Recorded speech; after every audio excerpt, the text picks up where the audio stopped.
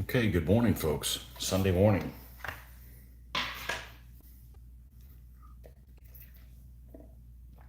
And hopefully, we can wake up here and do some memorable, worthwhile painting. A little thinner thing going.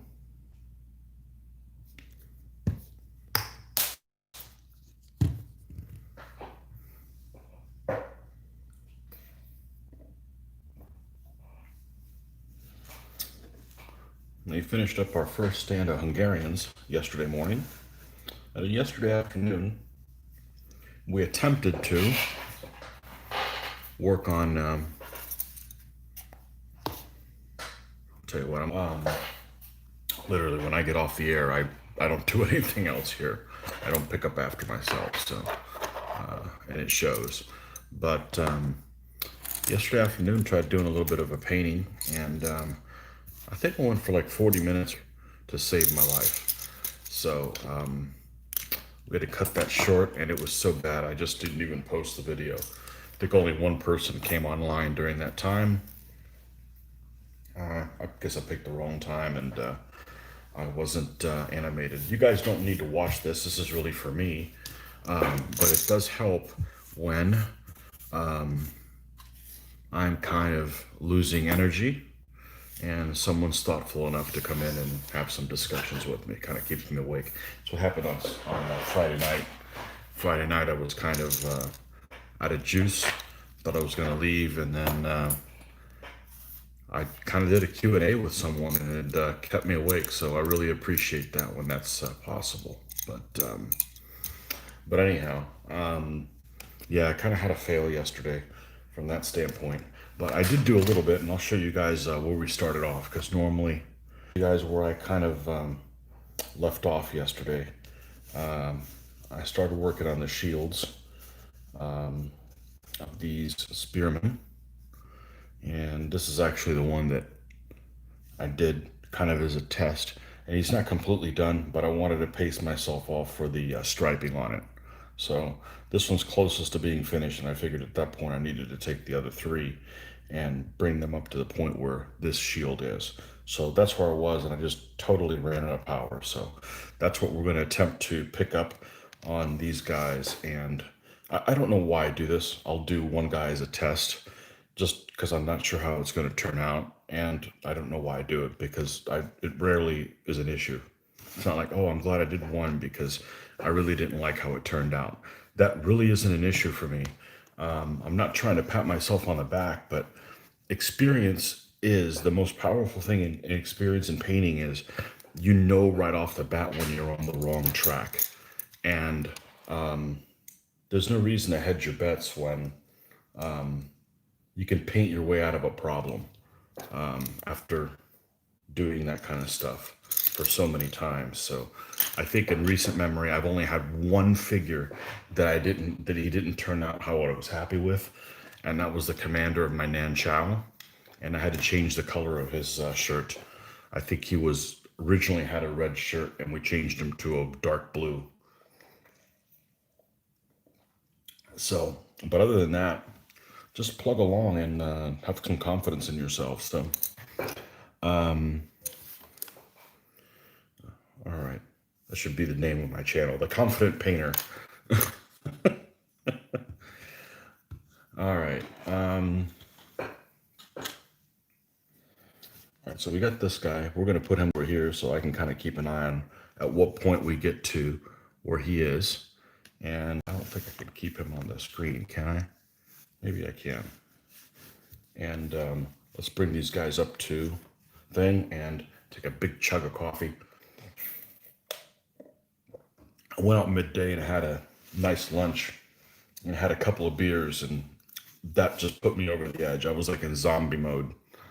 I felt like I got hit by a tranquilizer gun. Didn't feel bad. I just had zero power. So let's put a little bit more of that on there. This is the new thing I'm using now. It's airbrush thinner from Vallejo. Not to clean the brushes or anything, but just think of it as wetting drops for the brush. And that has made, I don't know if it's made a huge difference, but it sure seems like it. It might be just an optical delusion, but we don't need to keep these guys over here. Let's move this a little closer. But it sure seems the paint is flowing a lot smoother. So we're going to take our white over here and add a little bit of black. Maybe I think I got a camera where my big fat head isn't in the way. The problem is I'm painting without glasses on or without contacts in. So I'm damn near blind, or more appropriately, I am nearsighted to the max. I'm naturally nearsighted at 6.5, and up to, I know I've told this story again, but that's why you ask me questions, so I don't have to tell the same damn story every time. Like 4 or 5 years ago, I realized that I'm starting to not be able to see up close or not focused, which is, if it's never happened to you and you're nearsighted, it's really weird for somebody that's nearsighted to experience being too close to something to see it. It's really, really weird. It's not that annoying. Actually, when I thought of having other people that I see, yeah, it's needing to put something farther away from their face so they can see it. I thought it'd be more annoying. It's not annoying. It's just kind of like it turned everything on your head. It's kind of like you wake up one morning and you can fly through the air, but you can't walk to the bathroom.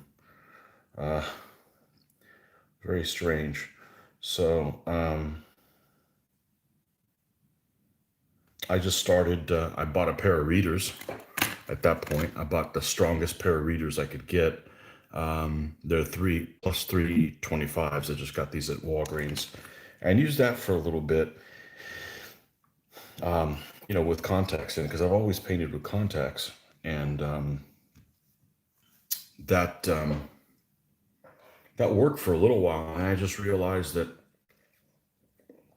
why don't I just paint with without my contacts in?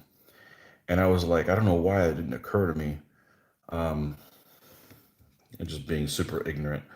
I've had this since my vision hadn't changed in probably 30 years. It never occurred to me that it's not that I had bad vision. It's just it's focused improperly. So this whole time I could have been painting with this +6.5 loop built in instead of, you know. So that's the thing. It's just kind of weird. It's strange that you don't even know your own damn body. You only, yeah, those of us that are nearsighted, we don't have bad vision. It's just focused improperly. Well, I got bad vision now, but use this to my advantage. Now, some people ask me, well, do you paint a lot better now that you realize zoomed in lens? And I would say, no, I'm not. But I'm enjoying painting a lot more because I get in here and I get to see this guy's facial features. I don't know. I'm enjoying the castings a hell of a lot more than I used to. It's been a lot more fun experience, and between that and filming, I'm painting a hell of a lot more often. I'm painting basically every day if I can. So I'm also not doing any video gaming or computer gaming either. I'm finding this a lot more rewarding. Almost. A little bit more white, and then we'll be up to we're on. So, but yeah, I thought that was really strange. I didn't realize then that it was. I just have zoomed in vision. Strange. I've got a. I got like one bristle here that's wanting to.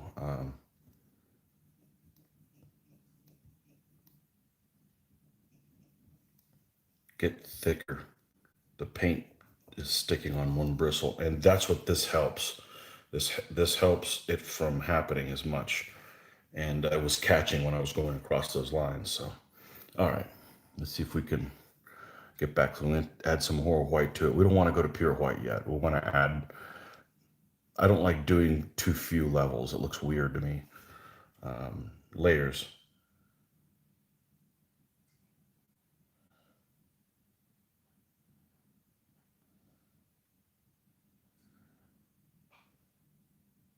The same shield. That's intentional. These guys are probably just recruits, and they got issued this stuff by the state. Like, well, did you bring a shield with you? No. Well, we'll issue you one, and it's gonna have some Hungarian colors on it. And if you don't like it, well, then you can join the Turkish army. That's my fluff background story to this. uh,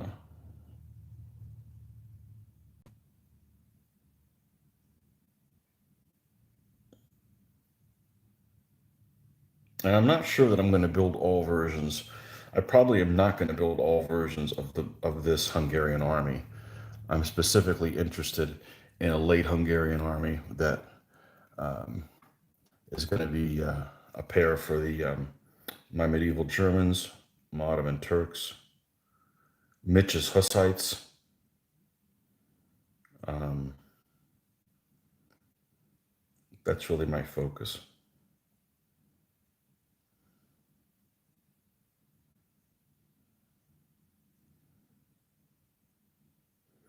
You know, it's kind of the dilemma that I have. Somewhere down the line, I'm going to get a chance to do a medieval, a 100 Years' War French army. I've got enough figures to do it. The Harbach twins, they're not twins really, but we'll just call them the Harbach twins. They each have a 100 Years' War English army, and it seems natural that I would build a French one to combat them. The reason I haven't is because it's kind of a common army to be seen out on the tournament scene. And I prefer things that are more things you see less often, things that are less prevalent, and also, honestly, things that are crappier. I enjoy an army that I can morph into one of the Wimp War games or something like that.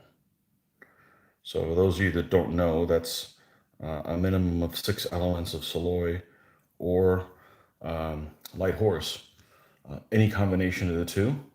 And they make excellent games whoops, they make excellent games when you play with some of those lighter forces. I'm not so focused on an army that's really good in an open setting. We don't play, we've really enjoyed the Wimp War games, and we've really enjoyed the Saloy Silliness games. That's even wimpier. So I can, as I like to call it, dumb them down. Not really an intelligence thing, but just it's more of a power. Make them less powerful. Anything that I can do that with, I enjoy doing that. So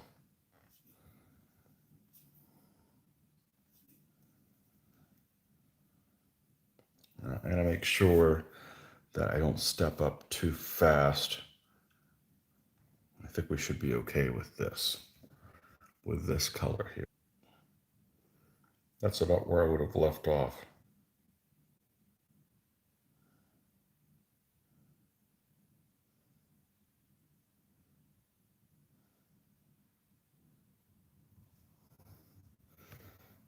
No. Yep. Yep. It's not a huge thing. These things would have been hand painted anyways. And, you know, you guys saw me do a little Big Man Studios the other day. Some flags, and I've done shields for them before. They're transfers. They're beautiful transfers. With the brushes that were available, short of a Michelangelo, paint the paint the shields to that degree that they are on the decals. The decals are just too beautiful. So I don't mind hand painting shields because, well, first of all, it's fun. And second of all, if it's not perfect, it's probably better. It's probably about to the level that they would be. Um, so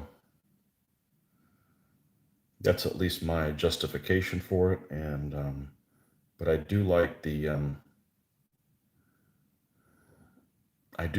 shields by hand. Um, all right, let's add more red now. Now that we found out where we were on the. All right.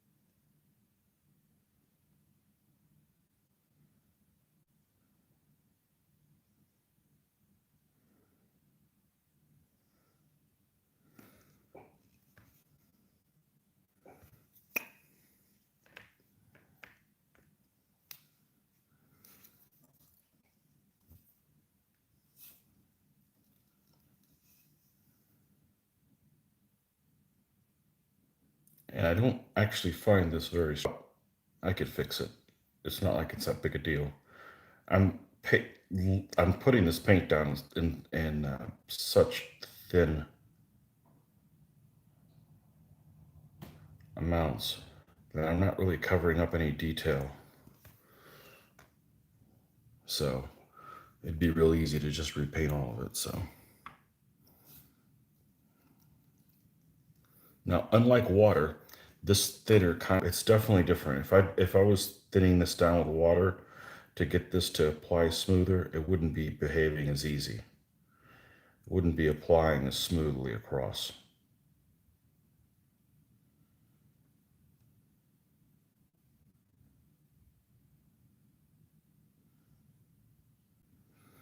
All right. I think we got them all to the same level. Took the original one up. I think we want one past. Let's.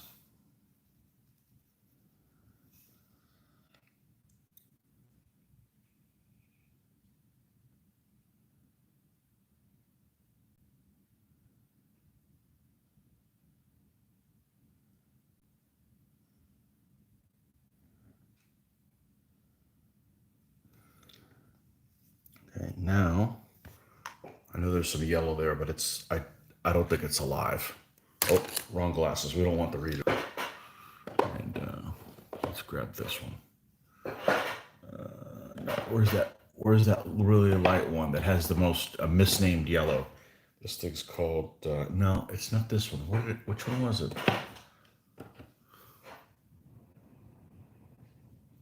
That rain? Man, the weather here is just stupid. We had some cold weather, some cooler weather that finally came in, and it's like, oh, thank goodness, we finally have a respite. And that it dropped a couple. One morning was 52 in the morning, which is incredible. That lasted for about 2 days, and now we're back in the frickin' swamp.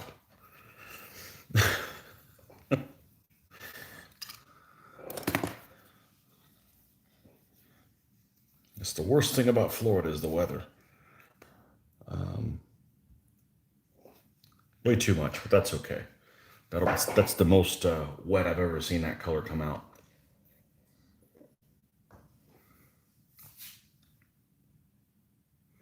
All right, let's get a little bit more comfortable here. All right, let's grab. I closed this to do the when I did the grass, the static grass, and I still you know, so I wouldn't get little bits, and I still got little bits in here. All right, let's get some red.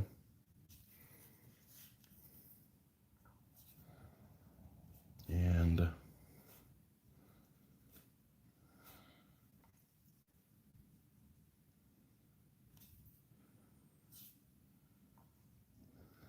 let's do some highlighting. Let's see, make sure we didn't go too far. Ooh, we might have gone too far. Let's see.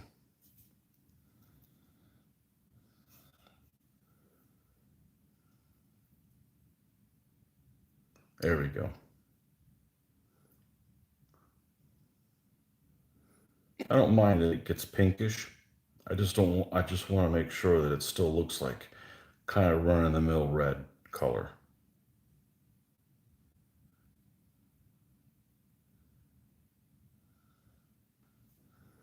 Yeah. Let's tone this one down here.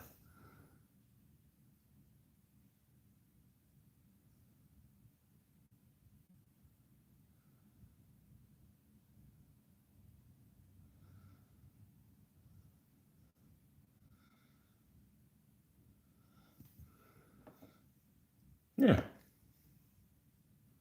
We've got to brighten the white in between them as well.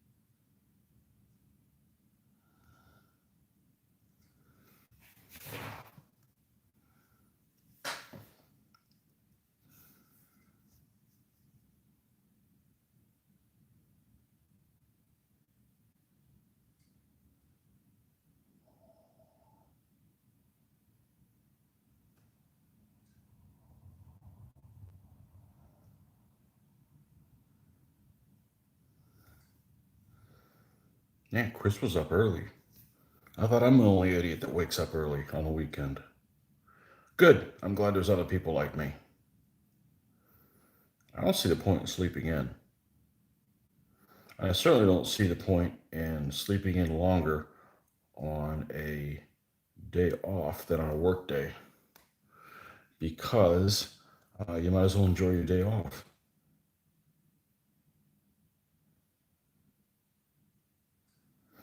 If you wake up too early, you can do like I did yesterday and take a nap in the middle of the day.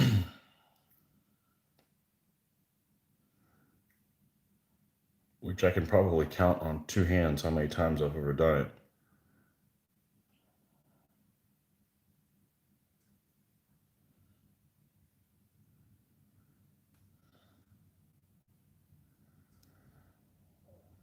Hmm. There's a little bit of a headache coming. Let's go kill that.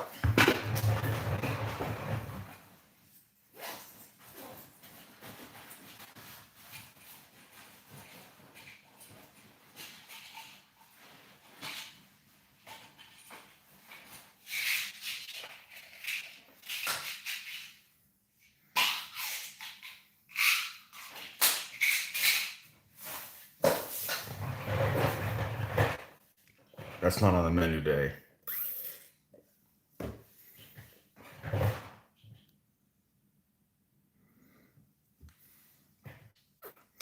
Good morning, Paul, or evening for you. Yeah, I guess evening. Listening while I paint up a 28 millimeter, 25 pounder for my Pacific Aussies. 25 pounder, yeah, dual purpose.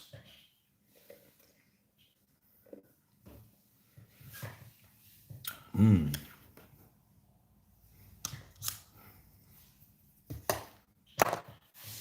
All right, let's. I think we're probably done as far as we're going to be able to go on that red without getting crazy. It'll look like a carnival. So let's do the same with white. Now we stopped just short of the true white. The We still have some pink in here, a little bit. Let's give this a good rinse. I don't usually have that much of an issue with that, but all right, let's get the pigments off and let's go find us a new spot to put this thing down to make sure there's not we're gonna pull anything off of it.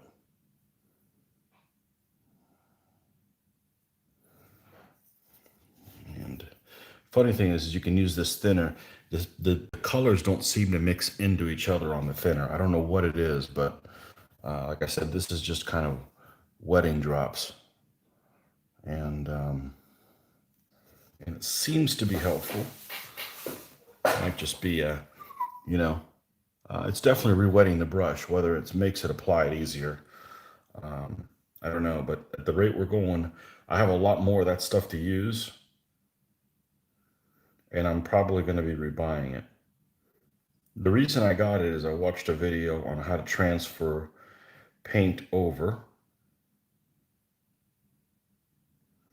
from a Games Workshop paint canister to a eyedropper Vallejo style thing. And I said, well, I need to, I should do that with my metallics, because the problem I'm having is that it's around the edge and it makes it harder to close the lid, and I'm making a mess. And if you see any of my painting, I tend to not make messes. Um, it's not the mess so much, it's that I don't want to get paint somewhere else that I didn't decide to put it there.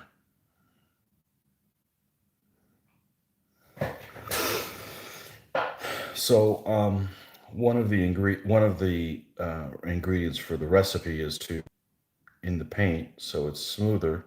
So it's easier to do the transfer. But the transfer took so freaking long to do that I just have this didn't turn out bad.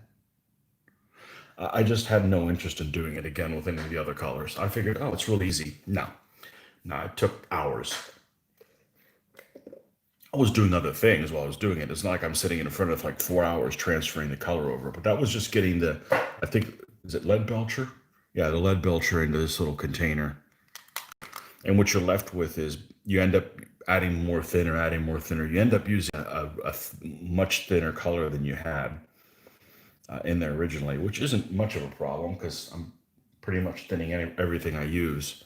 But it just took too long and it wasn't enjoyable. So I don't mind if things take too long if the process is enjoyable. Like what I'm doing right now. It kind of takes a while, but I'm enjoying it. So non-issue, non-issue.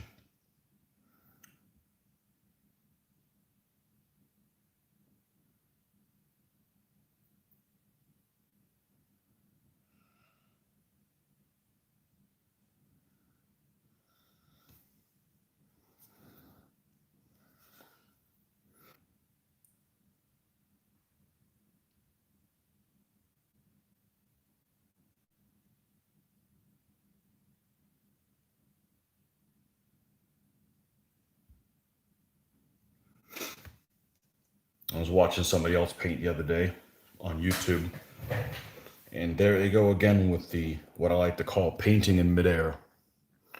This guy was grabbing a figure with one hand, which was unbraced, and grabbed his brush hand, also unbraced, and he's painting both of them here. I'm like, I don't know how people could do it. I mean, I'm not very shaky, but that's just really uncomfortable. Like, I don't know. I can't do that. I've got to have my finger is braced. I mean, the figure is braced on a surface that doesn't move, as I made sure that this paint table was not a mover. And then I've got this wrist here and this wrist here, and we're not going anywhere. And that's how I've always done it.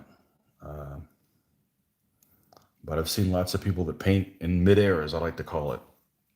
I don't know how they do it, but I guess we'll do what works. Unnerving.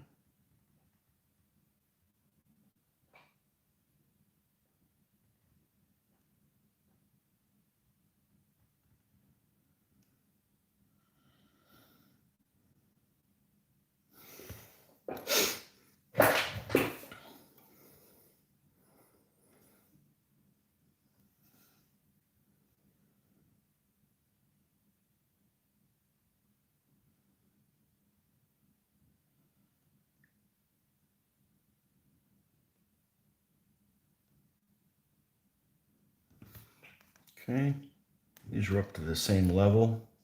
Right. Let's rinse, let's do pure white, and then we're done with the shields.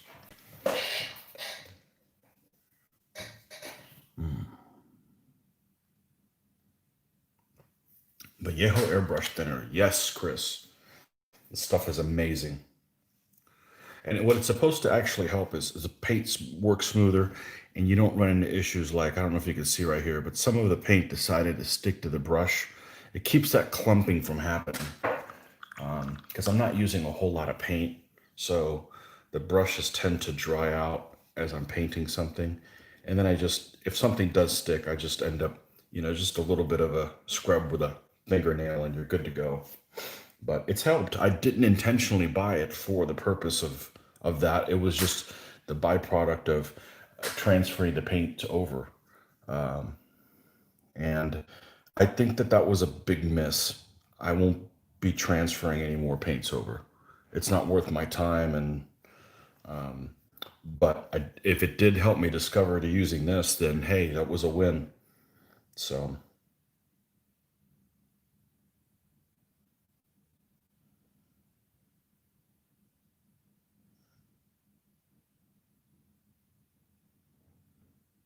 wish I got a little bit of a notification. Wish there was a audio notification when new comment would come in. So I apologize if I don't get back to your comment quickly. I just have no way to know that there's a comment there.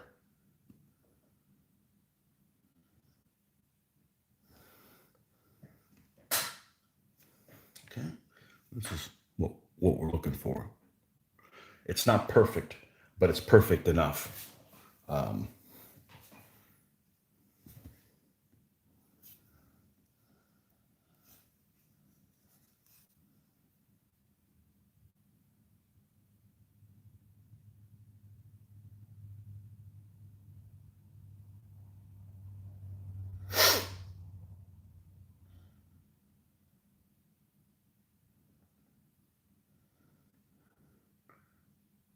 The earlier you wake up, the sooner you can have coffee and breakfast too. So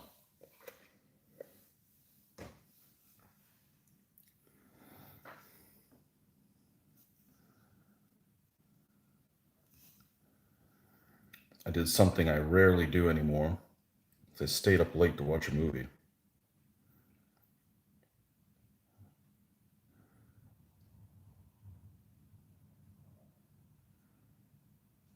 I rarely do that anymore. I don't have the awakeness to pull it off frequently.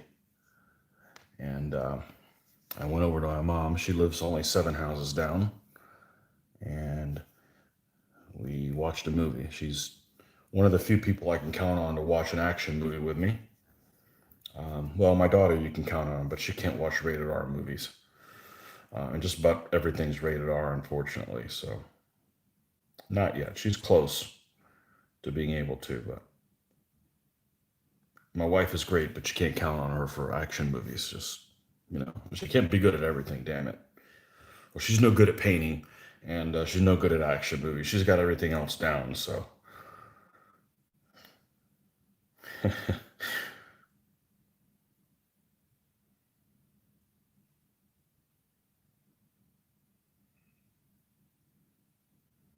So I was up till, I guess, 11:30 or something last night, which is really late for me.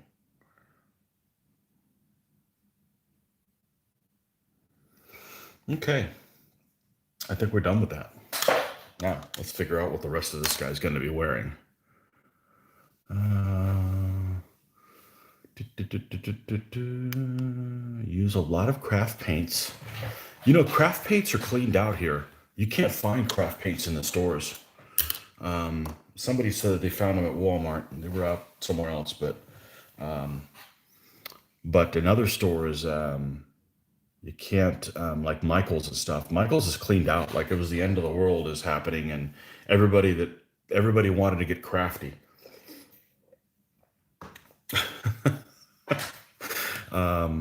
But yeah, I do craft paints for terrain stuff. Use a lot of craft paints. I try to thin with liquidated matte medium, but that looks like it would work better. Um, this stuff, it's not. It smells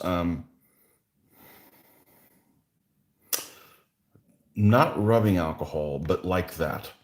But it's very faint. I don't know what it is. It's pretty good. It's expensive as shit. This is 20 freaking dollars, which is a lot. But you know, using a few drops at a time, um, you know. My friend found that with Games Workshop paints, that open tubs were difficult, but new tubs were okay. Still took time, not so much. My friend, open tubs were difficult, but new tubs were okay. Still took time. Okay, so you're saying if you're going to transfer over the paint, do it as soon as you get the paint. Makes sense. Yeah, the reason I was even considering it. I mean, these things work. These new things work great. The problem is every time you open it, some of this damn paint gets in this little ring. This isn't a good example because there's not much ring in there, and then it makes it harder to close the paint, and you get all this. We'll call it the scum on it. You know, it's not that the paint is really dissipating or anything, but the lead belcher was really prevalent. So I transferred that into this, and I don't regret doing that. But hey, if it made me find a use for this stuff that I'm really happy with, it was a total win. It was a total win. So thank you, person that showed me how to transfer the thing. And there's lots of videos. There's probably a dozen videos on different people using different methods to transfer them over. So, but a lot of the videos that you'll see about a method, they're edited heavily. I prefer not to edit videos for a couple reasons. It's less work for me, and it gives people an idea of how long it takes to paint something. You don't want to see a video and it looks like it's over like in 3 minutes, and you're like, oh, I can handle that. And then you don't realize that it's actually like a 40-minute process where, you know, if it's edited heavily, it looks like, oh, this will just transfer over really quick instead of, you, you know, an hour later, this is what comes out. So, and I didn't like the transfer process. Doesn't matter what you use. There's a lot of wastage. There's a lot of wastage in paint. You leave some paint in the bottle, and whether you pour the paint into like a funnel, you're going to get paint that's stuck in the funnel. Even if you try to brush it out or whatever, and then you have too much paint on the brush. So there's some wastage in there. So you got to weigh all those factors and your time, which I think is the most valuable of all of those things. I have a saying that says, just because you don't value my time doesn't mean I don't value my time. You know, it's a big one for me. So, okay, so here we have these four guys. Let's see, we'll turn them, and they actually haven't gotten a really good look at them. Let's see. Can we do this? Yeah, we could do this, I think. Except I can't see them. They keep rolling on me. There we go. I mean, thank you.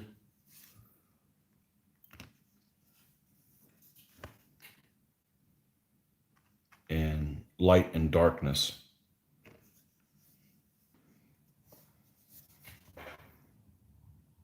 Yeah, I think these little boogers turned out well for that. All right, now we're going to, let's go ahead and just get their spears over with.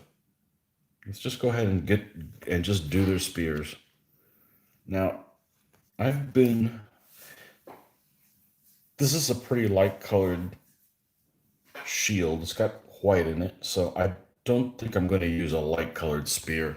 I think we're going to go with a darker one on this one. We're going to all have them the same one because they showed up for work and didn't have one with them. Let's grab. Let's see.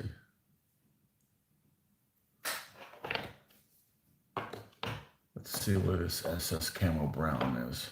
It should have been called Brown Black. That's a little too much.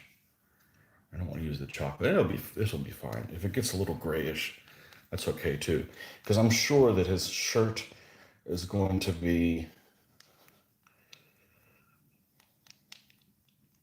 I could always split it red and white.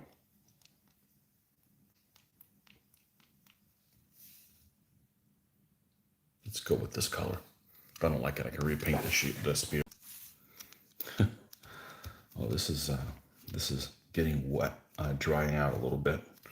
Let's go put some water on this, and I'll be right back.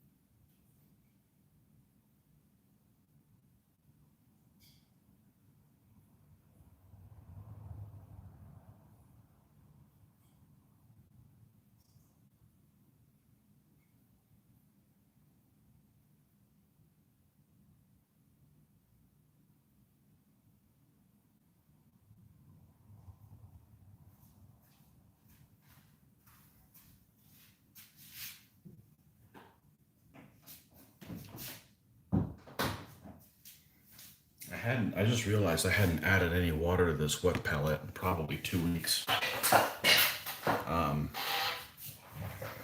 And was behaving just fine. It holds pretty well, so. Okay, let's, I changed my mind.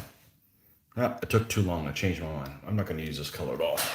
I'm going to lighten it up. It's going to have too much gray in it. Let's go for, let's get this guy. Is this an army painter? No, it's not. It's another chocolate brown. Okay, we'll use chocolate brown. This is the most useful brown that I have. This is like a new bottle of it. Huh. This is the base color I use for the ground cover. It's this color right over here.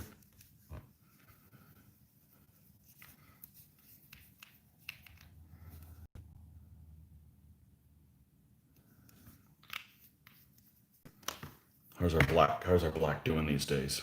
We'll put this brush away. This one's too valuable for a face or something like that. This one's crappier for that. This. Ooh. See if we can bring this back to life a little bit.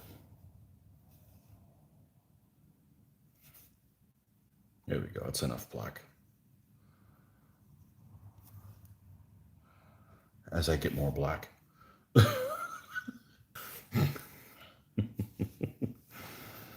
All right, let's just paint the whole spear in this color. I probably would have painted his shirt at this point, but I don't know what color I want to do yet. So, like I said, I've started doing a little thing called paint what you know. You know that the spear is going to be wooden colored. It doesn't have to be, but in this case, it is. And just go ahead and get out there and paint it. Don't cogitate about that. Keep moving forward. Don't lose your momentum.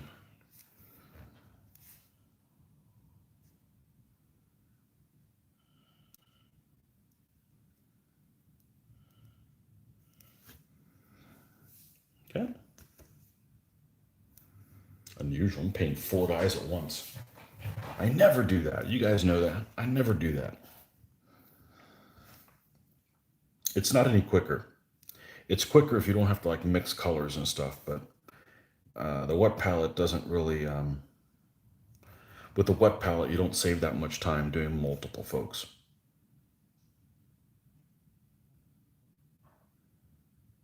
Because you can mix a color and it's still alive there by the time you come back to them, even if you're doing one at a time.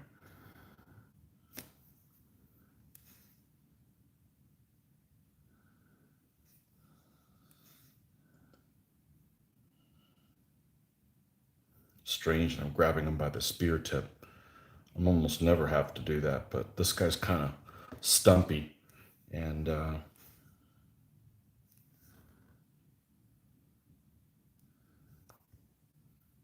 of hard to paint around your own fingers.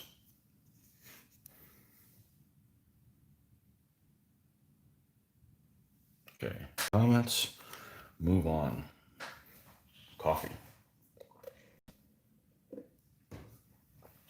Just had to start today than normal.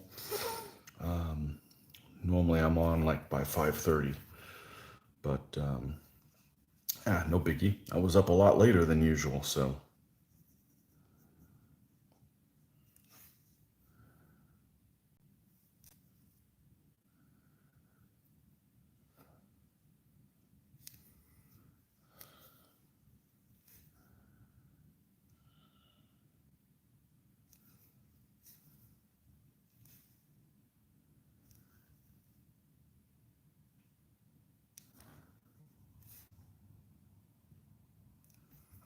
I actually saw some news yesterday on our, it was a message that was forwarded on our off of our Facebook group. Okay, let me try that again. We have a Facebook group for our HMGS chapter, for HMGS South. And someone, I'm not sure who this person is, but they forwarded a post made by someone else of a gaming convention. There we go. I think I said that trying to get across what I'm saying. And they showed pictures of a convention that was actually going on. It made it sound like it was this weekend, called Autumn Con.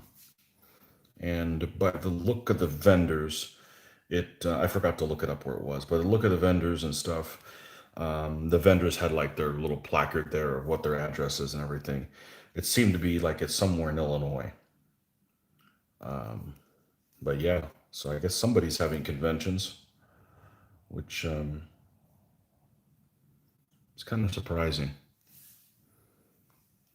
I have a feeling it's going to be a long time before we see a convention. And I've touched on this earlier. You know, you've got people have to be willing to want to go to the convention. And but the biggest thing is all these conventions, as far as I'm aware of, at least the HMGS ones, are non-for-profit, which means they're all done with volunteers, and they are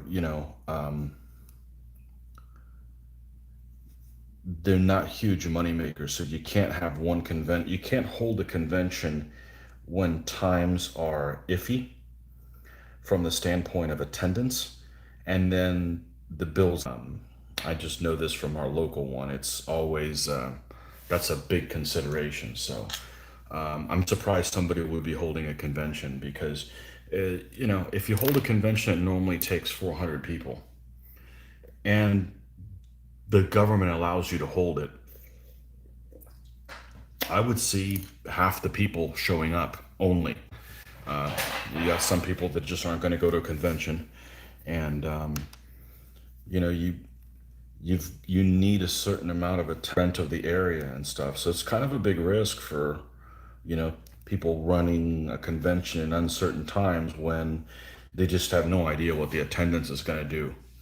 So regardless of from a there's going to be, it's not like they're going to have, I don't think there's going to have a convention now that people are so dying to go to a convention that the attendance is going to go up by 50%. It's more like it's going to be half.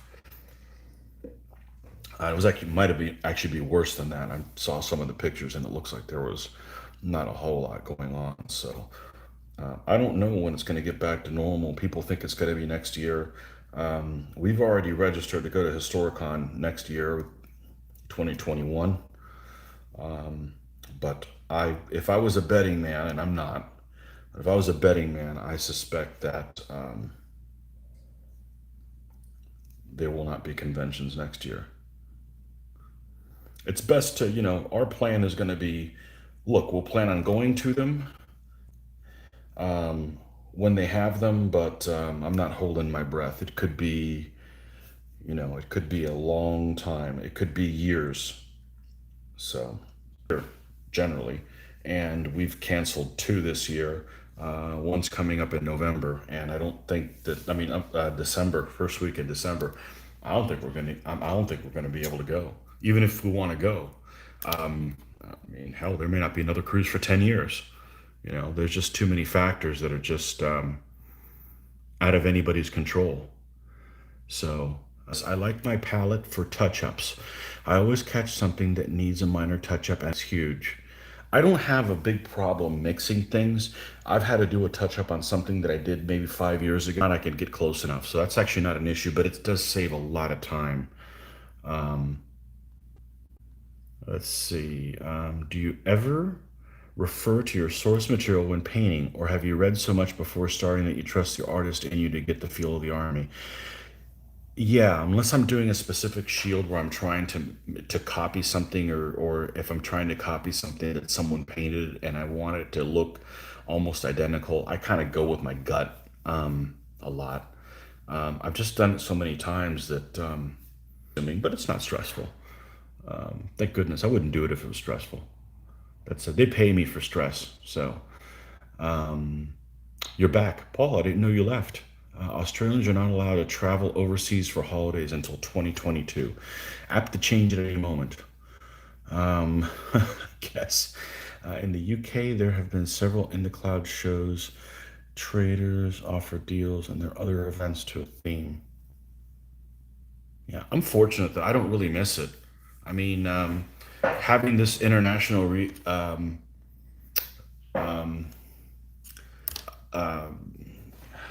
what am I trying to say? Interaction with people in the hobby, like we're doing now. It's more enjoyable than going to the conventions. It's not that I don't enjoy going to the conventions, but and we still meet every week to game here with our group. And well, if you do DBA, you're not really around that many people, anyways. It's just kind of the nature of it. I don't need to do the big war game shows, but it's it's more of the for me. It's more of the I don't want the rug pulled out from under me anymore. I would rather get an idea in my head that something isn't going to happen, and then when it doesn't happen, I'm okay with it. Instead of you packed for this trip that you're leaving on tomorrow, and after you're done packing, oh yeah, we can't go now. That kind of crap just pisses me off because it reminds me of things that happen at work. That mandatory planning, and then it's wasted. Then just get an idea in your. I'm actually okay. The problem I'm having currently is, and I don't have a lot of time off from work, but there's like no reason to take time off. I mean, what am I going to go to? And we don't have any carry. We can't carry over any days. They don't pay you for the days, so we're reaching the end of the year, and I'm going to end up having to take like a Friday off or something like that just to take one off. And even doesn't sound like it's that big of a deal, but at my job, which I don't talk about because it's not that exciting. And let's just say I'm not defined by my job. I'm defined by my hobby more than my job. So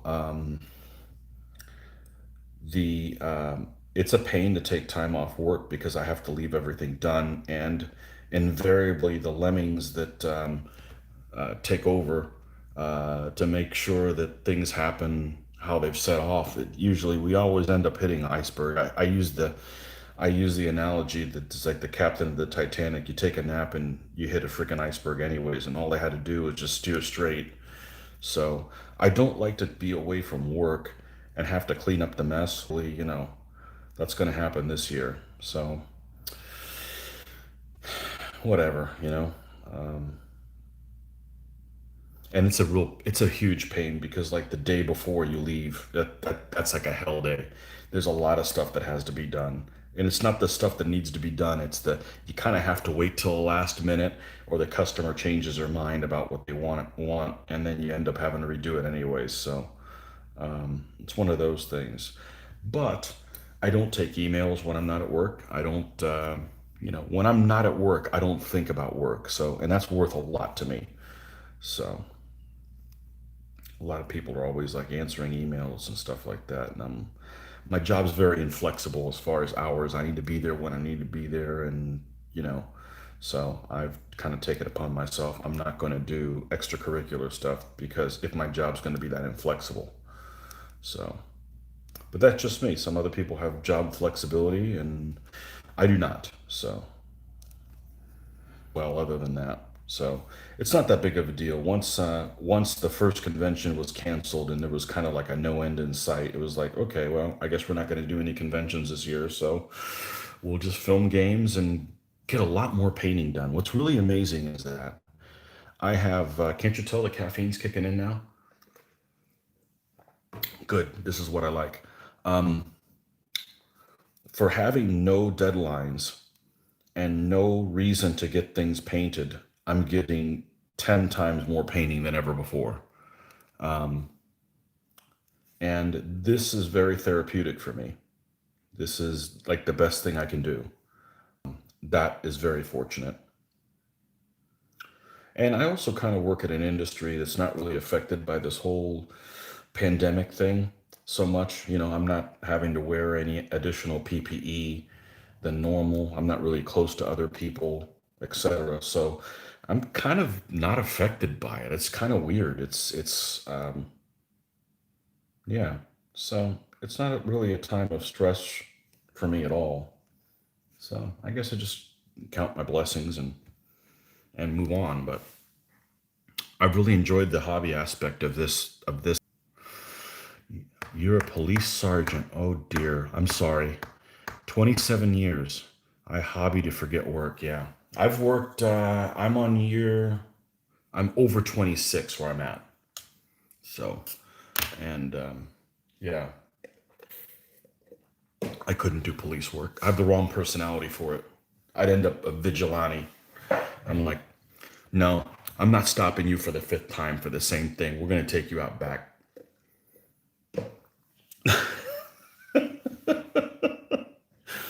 I also wouldn't be able to handle like if there was corruption with your coworkers. I just no. I'm not. We're not all made for every job, and I'm definitely not made for that. Some people are made to be lawyers. I couldn't defend somebody I knew that was guilty. I just couldn't do it. But that's okay. It's good that there's other people that way. I wouldn't be a good surgeon. I'm like, oh, we got to cut into you like that. Ooh, sounds like you're gonna die, dude. It's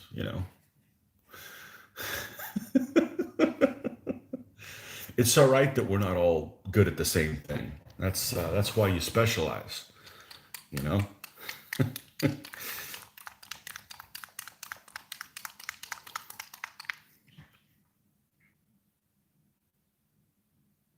Oh no, don't hide chat. Thank you.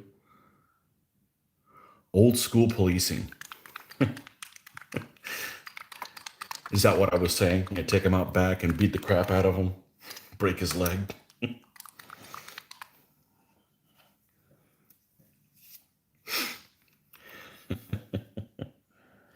No, that's a thankless job. That is a thankless job. Unfortunately,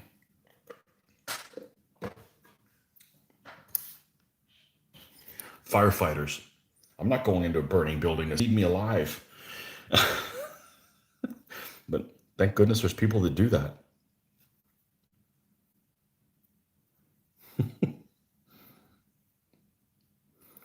I'm not knocking anybody. I'm just saying, we're not all made the same, and that's okay. That's okay.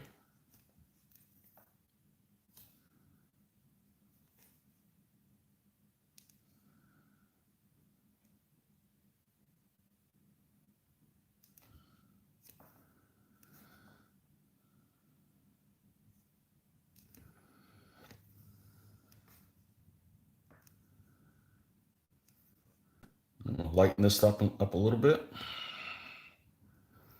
and probably leave it at that because I can always come in and change it a little bit if there's not enough contrast. So I need to start thinking what color I'm going to make his shirt. I got half a mind to split it red and white like I did my skirmishers. I know that'll look nice. It just might be a little too much red and white on him. Let me think about that. He's got leggings, so I may do some version of green leggings to tie in the whole Hungarian thing with the red and white thing. I think what I'm going to do is this guy's probably not very. I think I'm going to do kind of a neutral type of shirt, and then we will do leggings that are greenish to kind of tie in as a whole those colors together and see how that looks. Maybe we'll just paint one guy and see how that turns out.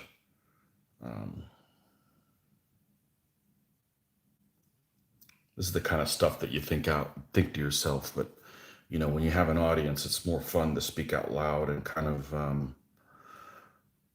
I don't say talk to yourself. I consider it self-coaching. Sometimes when I have one of those days I have to prepare to go on vacation, I'll like close my door in the office at work and I'll talk my way through everything. Okay, now this goes over here, and if we do that, we're going to do this other thing, and it helps you, coach yourself. It's not like you're arguing with yourself. You can talk to yourself. You're just not allowed to argue. And if you do argue, you do not. Who are you arguing with? Myself. Ooh, not good, dude. Not good.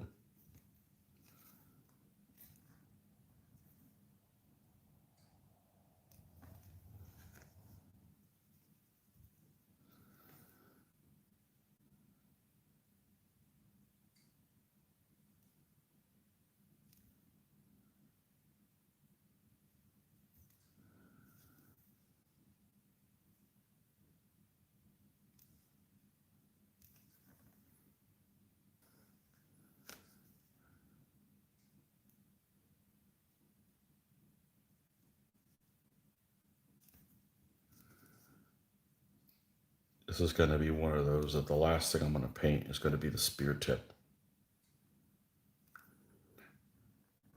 Generally, things that are on the edge of the figure are the last things I paint. Feet, almost always feet. Because as I'm turning this figure around, my finger's going to scuffs up the end of the feet. You can see a little bit there. So you don't want to paint all that, and then you end up scuffing it up and having to repaint it. So it's just a variable. I'm really happy with putting these guys on coins, though.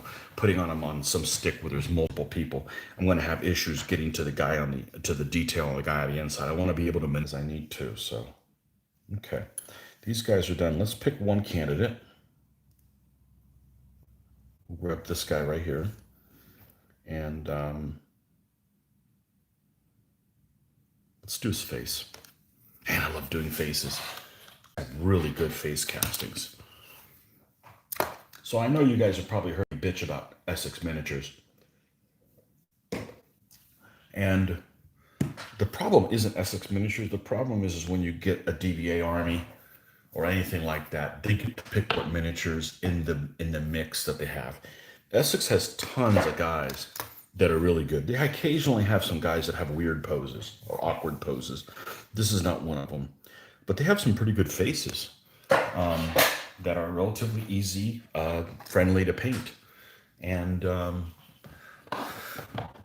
my Irish army I just finished has it's almost exclusively, well, all the foot troops are Essex. And just about, they may not all be Essex. And they were a real pleasure to paint. And this guy's an Essex guy too. I don't want to knock one figure manufacturer because just about every figure manufacturer, let me say it that way, not bad castings, because, okay, I'm a painter, I don't sculpt, and any sculpting is better than what I would do. But every manufacturer has figures that are fun to paint and ones that aren't. So I want to pick and choose which guys I'm painting from every manufacturer. So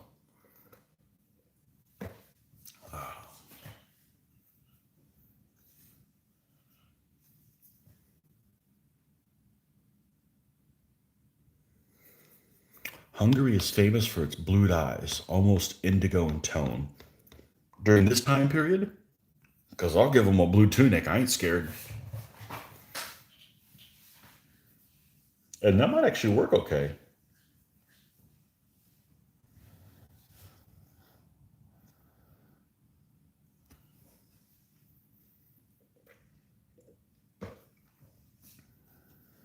All right, let's get us a little mix here going. The old red leather and black mix.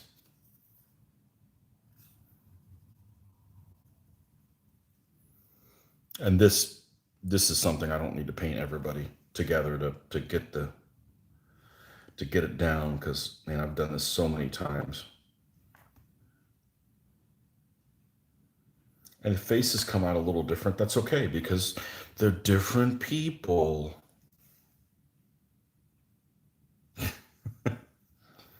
That's a good thing. Chris, you've been on here with me for a while. You working on something or are you just having your morning coffee? Hopefully you're working on something. This is what I used to do. I'd turn on something and I just listened to it for a while. When I first started painting miniatures, well, not when I first started painting miniatures, but for about 3 years, there was my right hand man gamer that lived in town. He would come over on Wednesdays and we would paint, and sometimes we would have a beer. And if we had that second beer, then that's it. No more painting was going to happen. But he would hang out and he'd leave his stuff there working on the table. And I had a condo all to myself. I lived alone for many years. And during that time, he would come over and he would paint, and we could chit chat. I'm a notoriously poor multitasker, and I'm a very detail oriented person. I'm someone who would rather not do something than do it poorly, and so I don't make a very good multitasker generally, but I can carry on a conversation and paint. Kind of takes the place of that, even though it's more monologue-ish than it used to be. But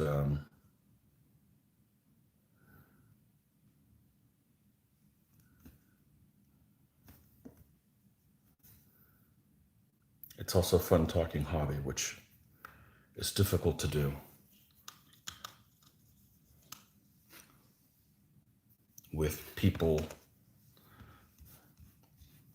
Yeah, we got some of this stuff on here with people in an everyday setting.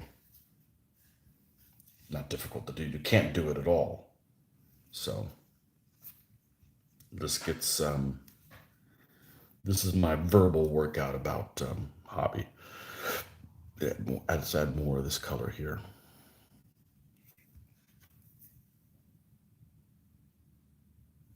Putting them on roofing nails and sticking them in styrofoam blocks. I'm not painting them. Okay. Roofing nails, roofing nails. Like simplex nails? I guess that would work. The only thing I did that was similar to that is I've got some 1/6000 scale ships from Shapeways, modern, to play Shipwreck, which I don't know if I'll ever get around to doing it. I just mainly just wanted to paint them. And I'd glue them on little pieces of basswood on the bottom, and would stick that into the styrofoam. They don't weigh anything. I mean, they're they're 3D printed, so they don't weigh anything at all, and they're 1/6000 scale, so they're freaking tiny. I had a styrofoam block that I would stick them into. Okay, we need to go to a different brush. This thing is wanting to split when I have such a little amount of paint. Let's go to this guy right here.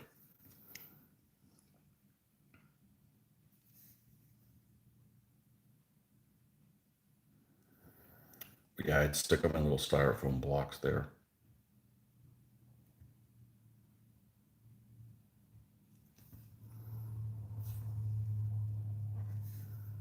Might be a great game. It's just hard for me to like read rules and get them up off the ground.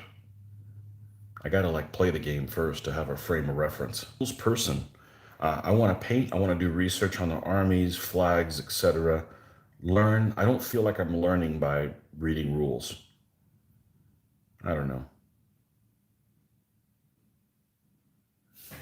Some people just like rules for the rules' sake, and I'm not one of those. Let's get sunny skin tone. The ever-present sunny skin tone.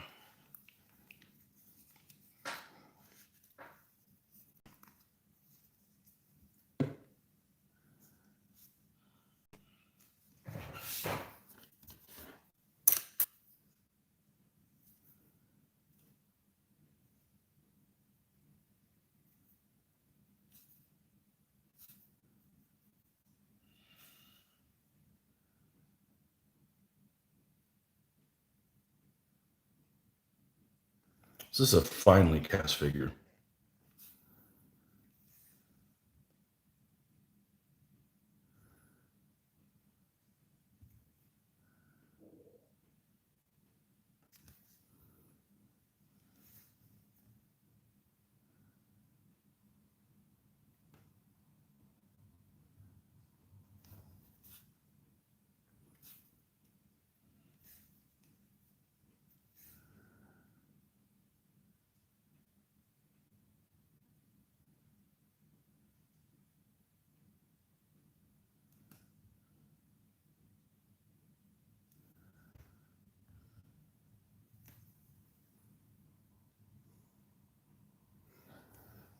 Okay. And let's get the back of the fingers here. It's got a big old thumb.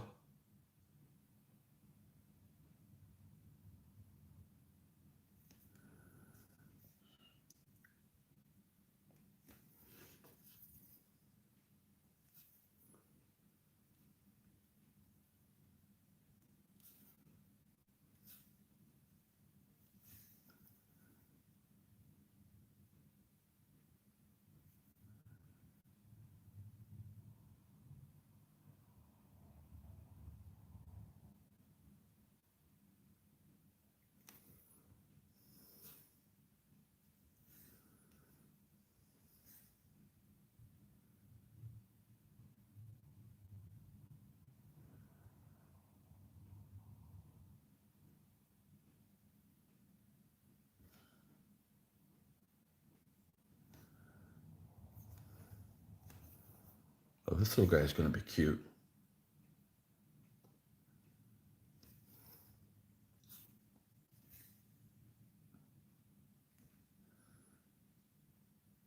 I really like painting one guy at a time so much more.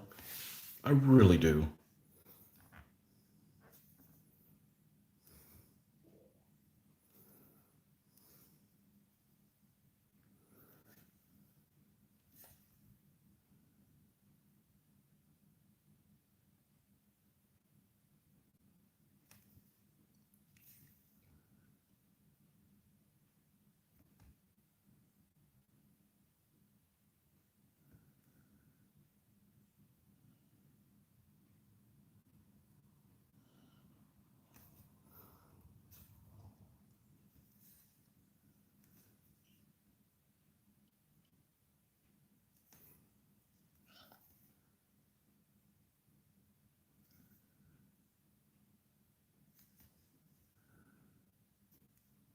Okay, that's good for now. I don't think we need to go any further than that. And this isn't going to do it justice because this is 720p, and I don't know what about video, but the video doesn't look as good. But anyhow, that's whatever this guy's name is. All right, well, we know he's going to have a metal helmet. Let's go ahead and do that. I mean, paint what you know. You know the. Let's do that. Now, I should have just gone ahead and painted. I should have gone ahead and painted his helmet in the same color that I did when I did his chainmail, because I'm going to brighten it up anyways and use this as a base, but, you know, let's go ahead and do that. Let's not use that brush.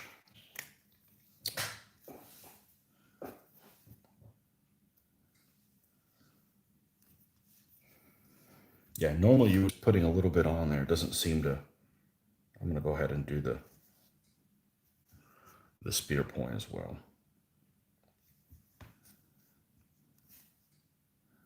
Normally, if you like rinse this a metallic color like in water, the little flakes could contaminate the next color, but that doesn't seem to be the case with this, with the thinner. It's really weird. Good weird.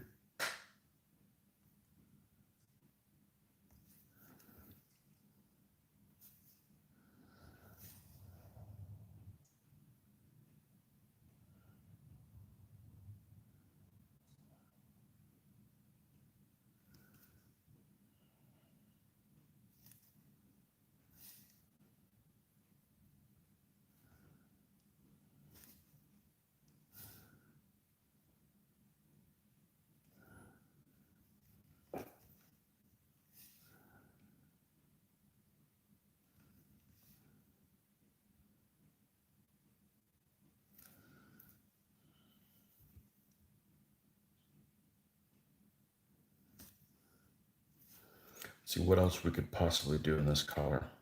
I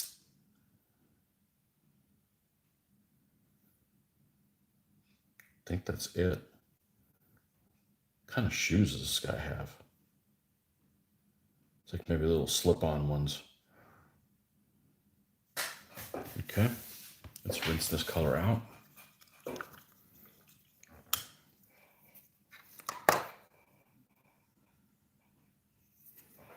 All right, I'll be right back. I need to get a snack or something because my stomach's going hungry. And I want to refill some coffee. I'll be right back, folks, in a few moments.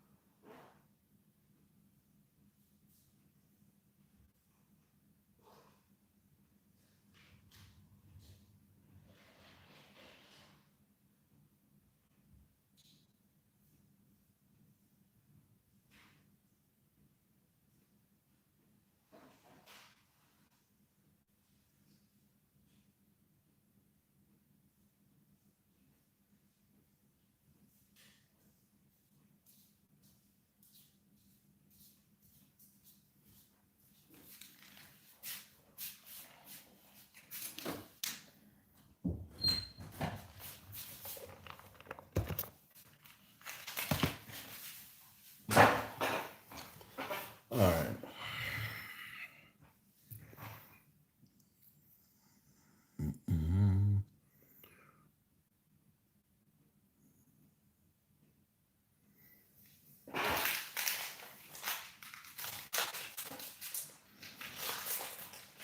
Yeah. That's who we're working on.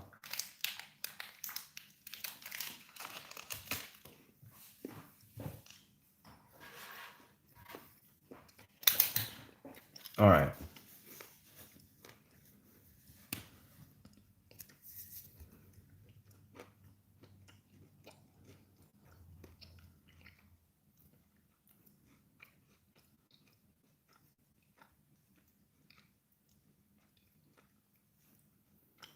Yeah, I think splitting a shirt with that much of red and white on the shield is going to be a problem.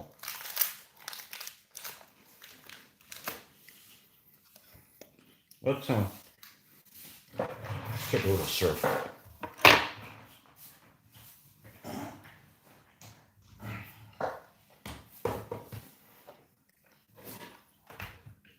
Take a little surf on the pooter.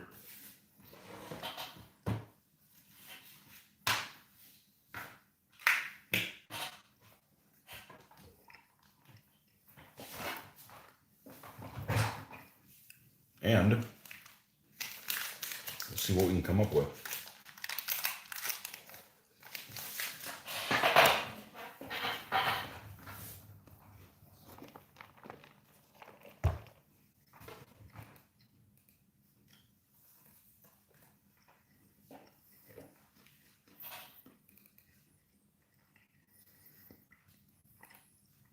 One of my favorite things to use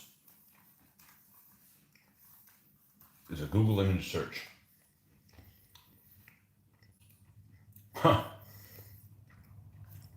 I did a Google image search for Hungarian Spearmen, and what do I get? I get the video on YouTube that I'm painting now.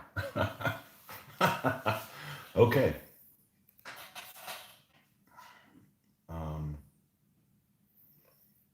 Let's see here. It's not necessarily to copy stuff, but just to get ideas like, oh, those two colors next to each other look good. Or, I wouldn't want to do that. That doesn't look right.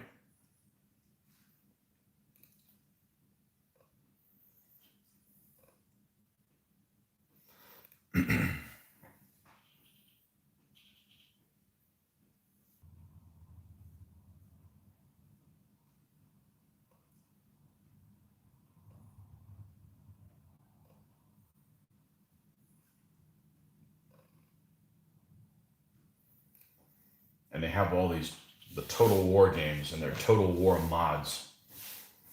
The Total War mods mainly have some really good ideas.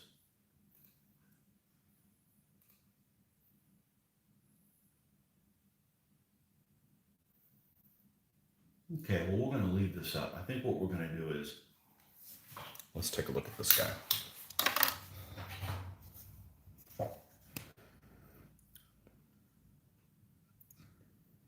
I think we are going to do a green type tunic. Not super bright. Let's put this computer away. I was kind of skeptical whether when it was time to buy a new computer, because I didn't have a computer for 8 years at home.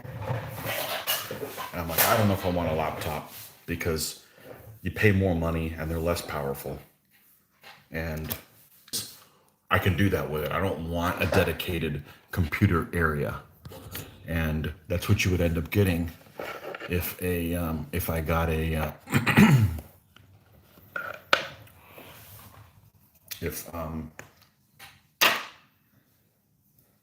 I got a laptop. If I got a main computer, what the hell am I trying to say?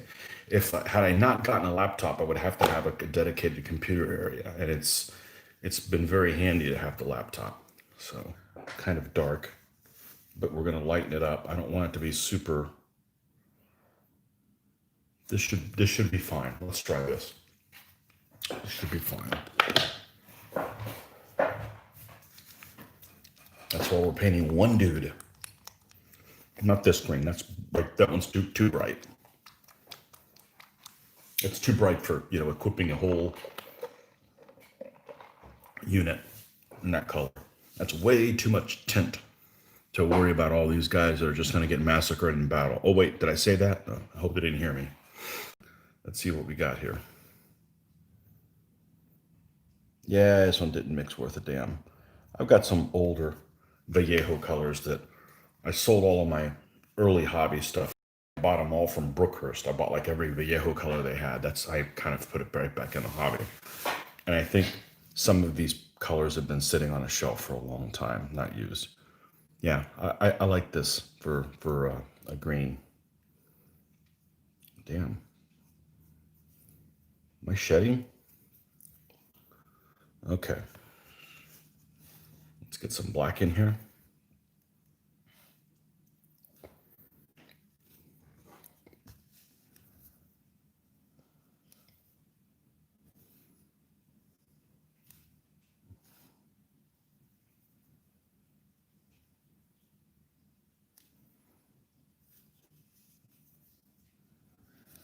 All right, we're going to paint the tunic in this color.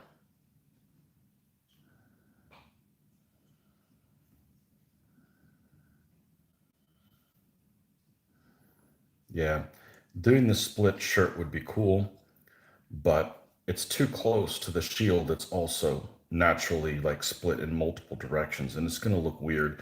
I don't want these guys to be too fancy, or the guys that are going to need to be even fancier than these guys, and then the next thing you know, you've got a super fancy army. So you got to be careful. You need to dial the fancy down. This is just, these are guys that are just recruited, they're equipped, and they're sent in a general direction to the front to go find the enemy. Not guys that have their own money and stuff. So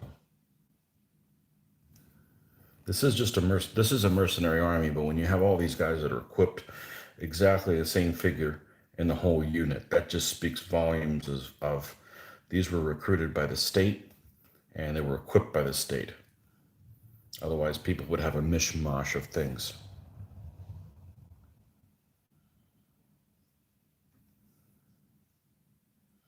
Okay. That's the fluff in my story.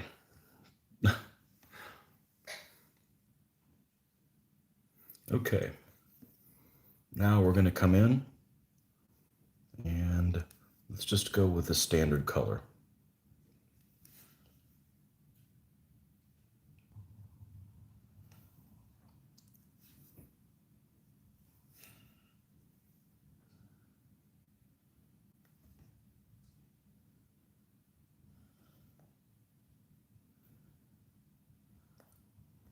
Book. By the way, the Osprey book on these guys is damn near worthless. It's called Hungary in the Fall of Eastern Europe or something like that, the Ottomans. It's worthless. It has such a big spread of different subject matter that it focuses on nothing enough. But you end up getting books, at least I do, not necessarily for the information that's in there, but to eliminate options. I don't want to find out after I'm done with a whole army that, oh, I wish I would have known XYZ because then I would have painted them this way and I would be happier with them. So sometimes you get books or you look at them and you realize, oh, okay, well, there's no information for what these guys look like, so I can go ahead and go with my gut and be happy with it. Just a way of eliminating maybe doubt as to how you wanted to paint something.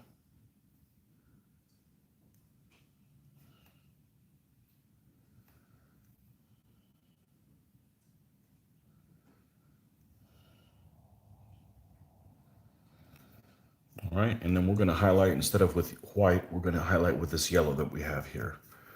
And let's see what happens here.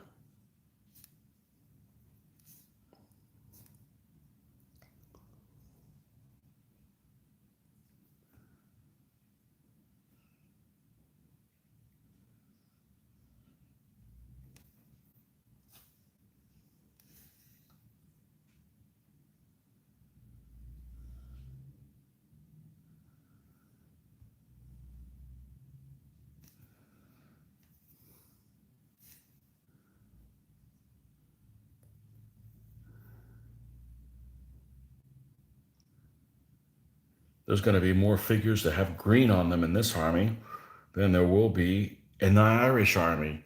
Wow. The irony.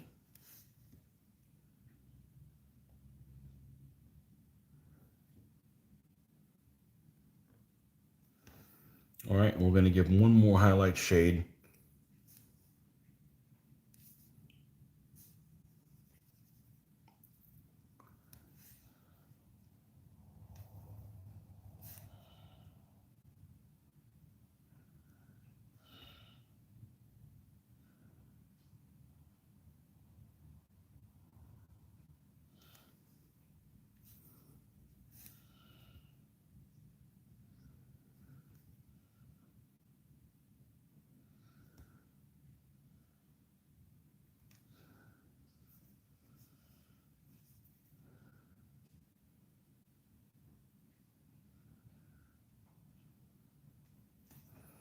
Okay, we're going to leave this guy at that.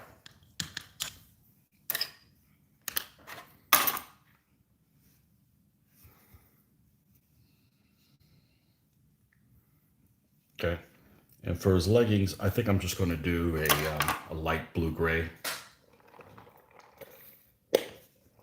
So I don't want this guy super fancy. I don't want a lot of bright colors that end up being brighter than the bright shield he has on him. We painted a light split color tunic and hose. When I did my Milanese Condata, I'm not so sure my hand-eye coordination would be up to it now. Yeah, I'll eventually get around to doing the Milanese army. I love their symbology with the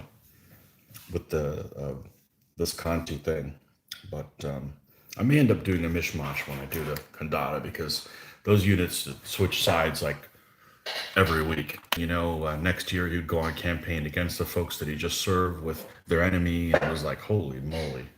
But I love the Milanese livery for sure. And they're right in between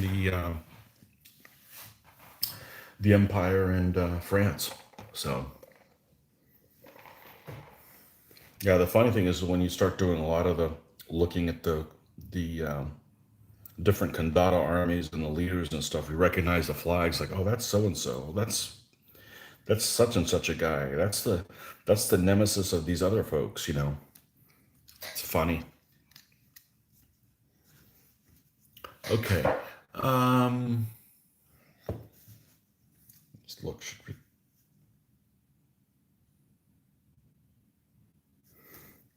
All right, let me think about this here.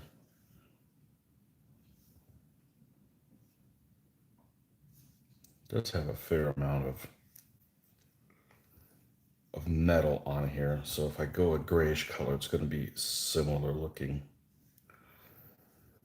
Let's look at my blues. This is way too bright, but I'm gonna look at it anyways.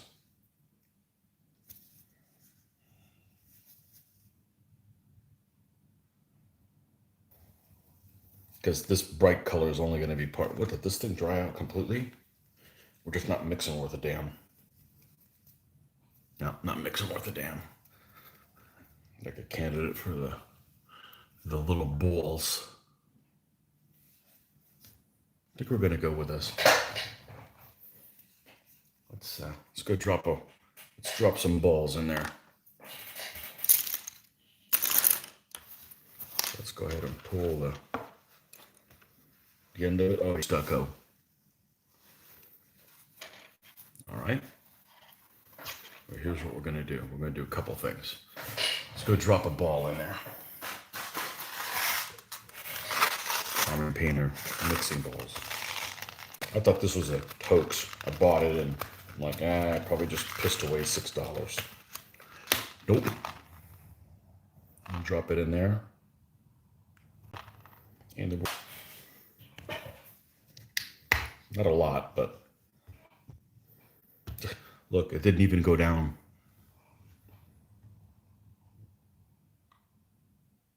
One, two, three, four, five, six.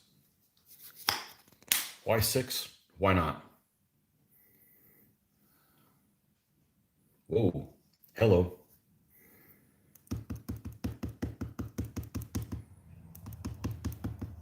What's going on here? All right, let's use. Get in there. Get your ass in there.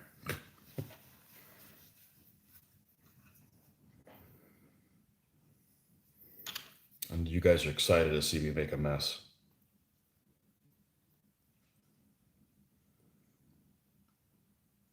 Well, we'll go ahead and take this opportunity to put some of this paint on here.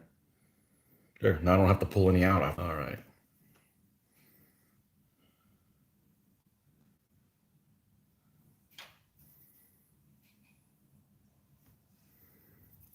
This clean.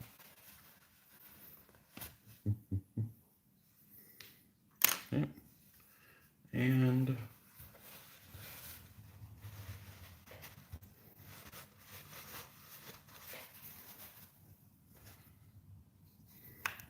where's my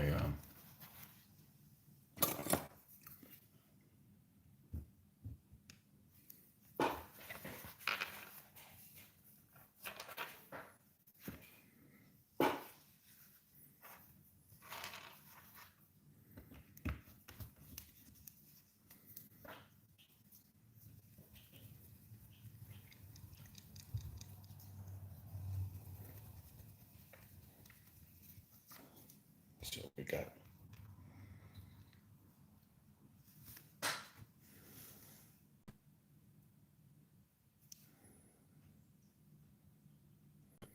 Still pretty thick.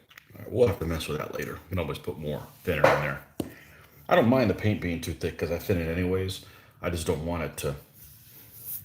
You have to squeeze so hard it's difficult to get it to come out, and then you have a big old paint turd that comes on your wet palette. Sold my original to a gamer in France, thinking about doing an earlier version with a garoccio. I think that's how you say it. That's how you say it in my fake Italian. Garoccio. Hey, why you parking the Caroccio here? It's in the way. I can't take it in my house.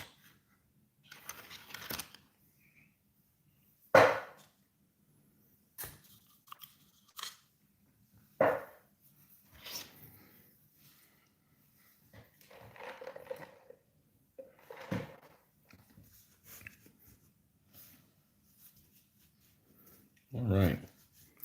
Let's get to this little blue here that we have. Yeah, we still got plenty of that liquid. And what is this paint on me? Who put this paint on me?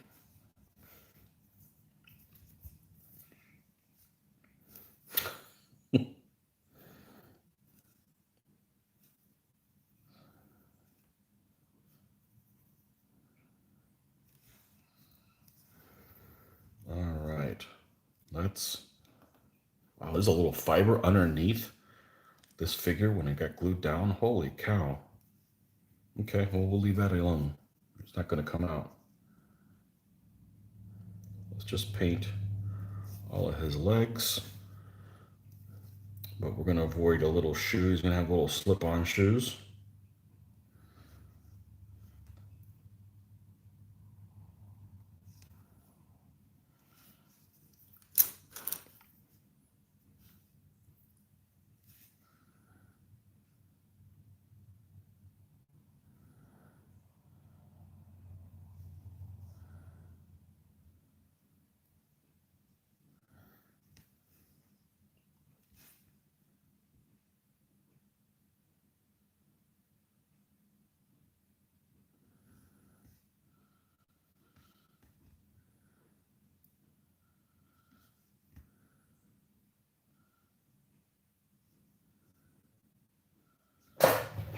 Okay. And let's lighten this up some.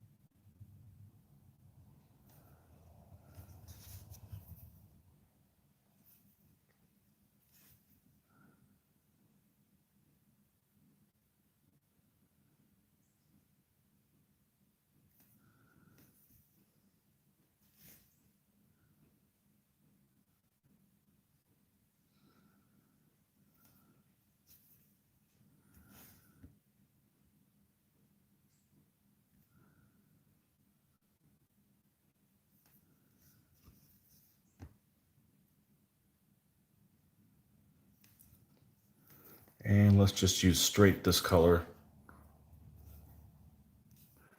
for some highlighting.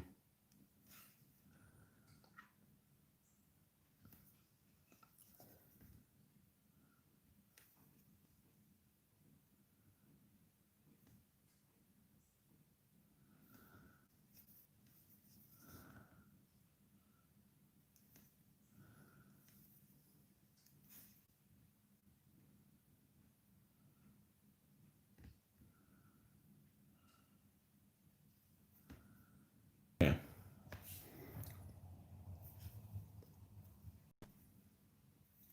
What's this?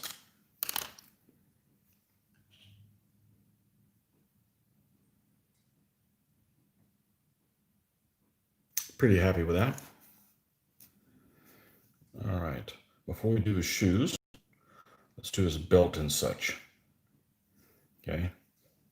Well, my cop out is usually I use the same color belt as I do scabbard. That keeps me from having to mix another color. So we're going to use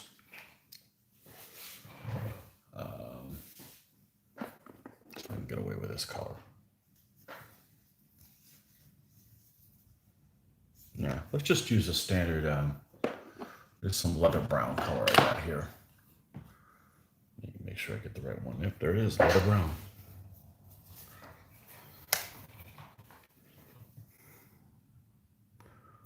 Leather brown. Now, it's almost the same as this, so, but I know it's different.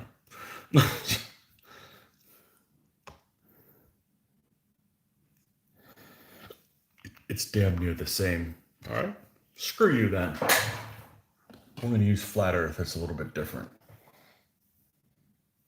I mix everything. This just allows me to pick a different starting point.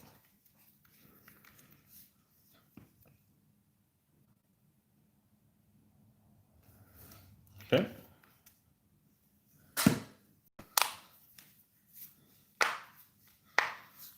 All right.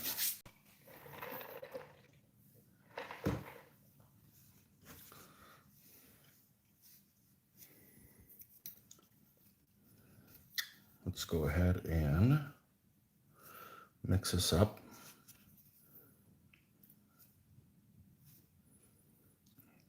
A shady mix here.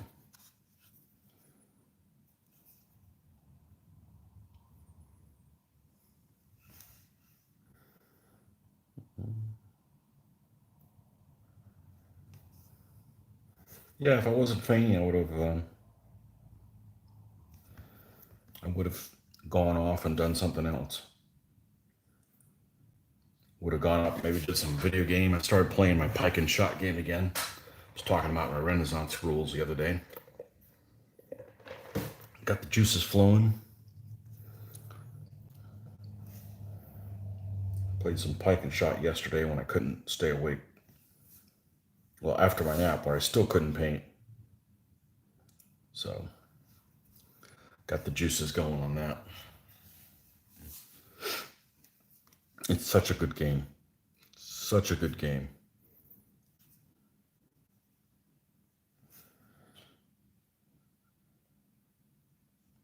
You guys aren't familiar with it. That's Pike and Shot by Slytherin.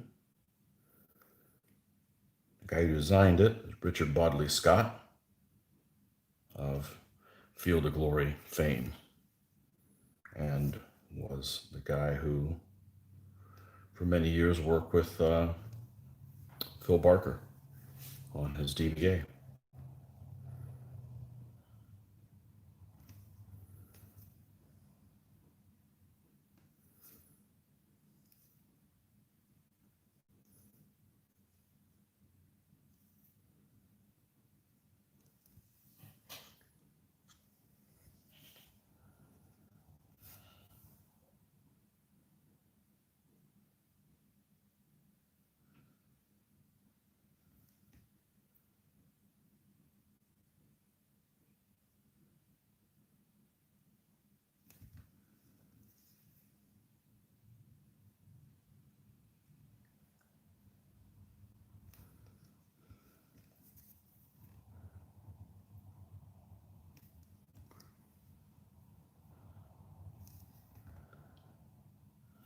Okay. Found something else for our metallics to do. Metallics are going to come in. I'm going to put the end. There's a little like little straps there for that. And one thing I need to do before I get any further, I don't really do any washing except this Nuln oil. I have been adding them. And I'm going to drop this on the helmet.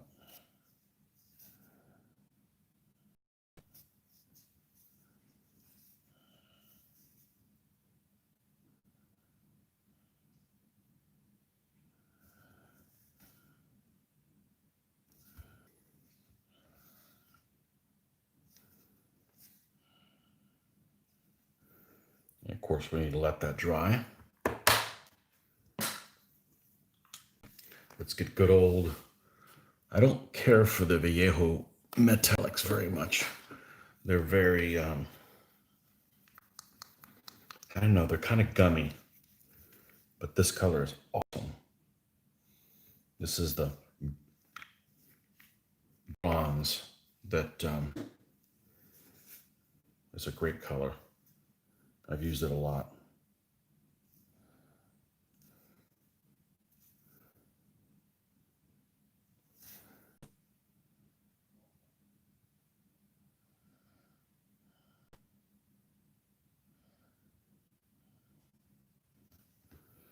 Yeah, just those little details there on the sword.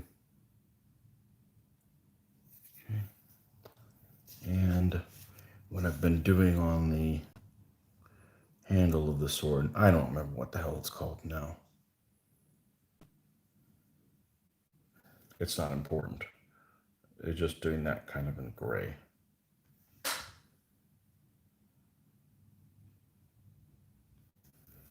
And then let's lighten this up a little bit.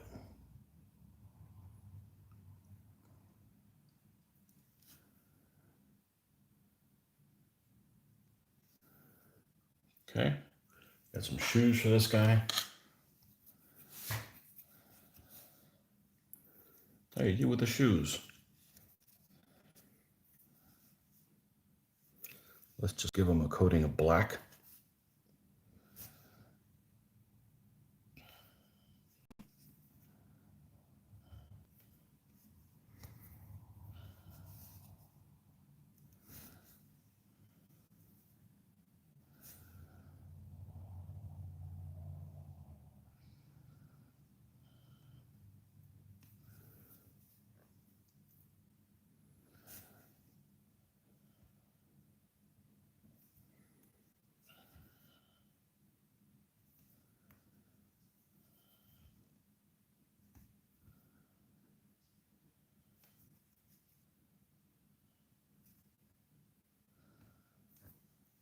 And just lighten it up.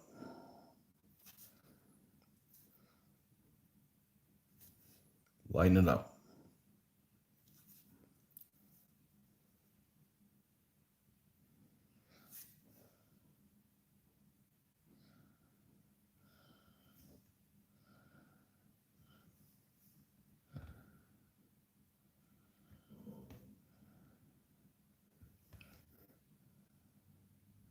Because I used the brown scabbard and belt, I did not want brown shoes too, because there'd be too much brown on here. I want some differentiation.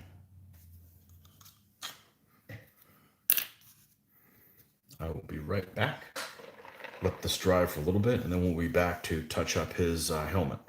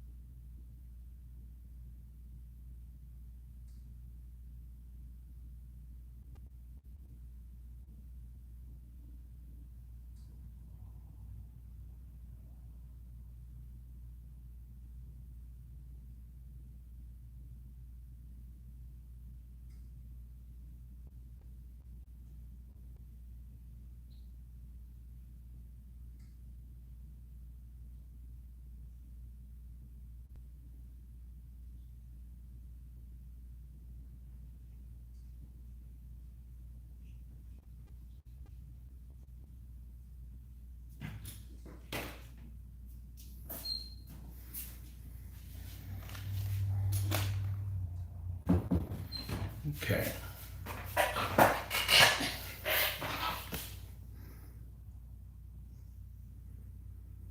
Let's see where this should be dried up enough already. We should be able to come in here and brighten up his helmet just a tad bit.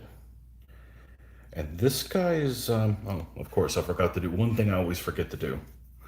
The back side of the shields. Well, I don't put a ton of thought into it. I don't want to use the same leather color because there's already some of that there. So we'll just come in here and use the chocolate brown, and we'll do the edging here. There's even one figure, I forget what it is, that I forgot to paint the back sides of their shields after they were already sealed and everything. I just went in and just painted them afterwards, and they're not sealed.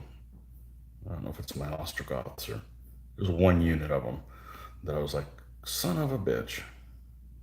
No big deal. You don't have to seal stuff if it's not gonna really be touched.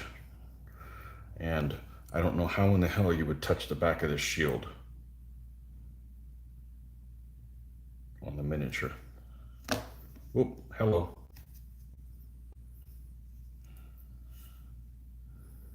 Really small hands.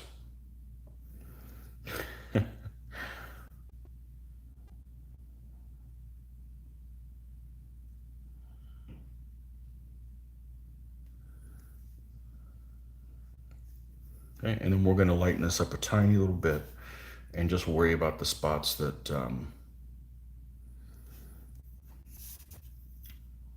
that are more noticeable on it.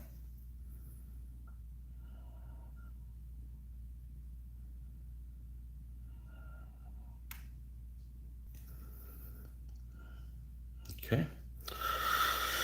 And all right, we're going to do the helmet. Did this with this called Lead Belcher. So now we're going to go up to this other color, Iron Breaker.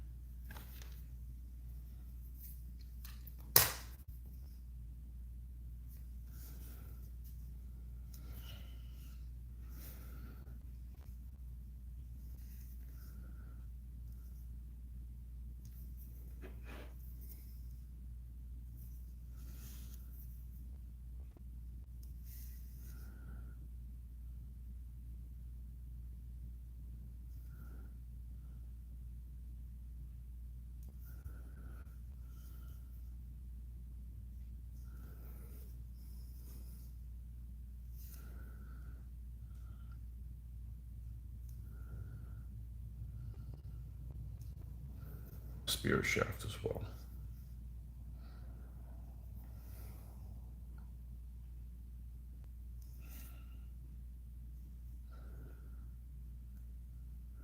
We're not going to go up any brighter than that. The mithril silver, of the original mithril silver from, isn't it? I still have that one, and it's in good shape. I use it very sparingly, like on a sword or something like that. That's unsheathed sword, guy holding one over his head kind of thing. And this guy's done. No, this shoe's scuffed. Told you.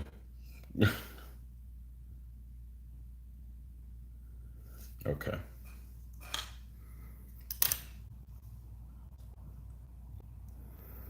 Here he is. Move this out of the way so I don't drop him into some paint.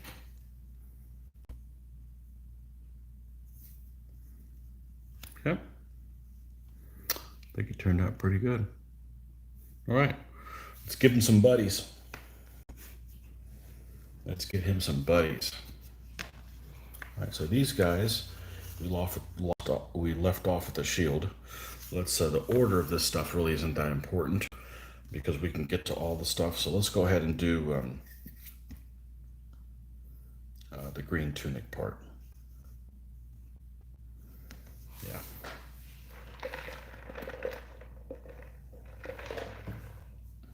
Well, the green's gonna last a while. Let's do faces. Let's do the fleshy bits. Now, where's our fleshy bit thing? These are the two brushes that we're using.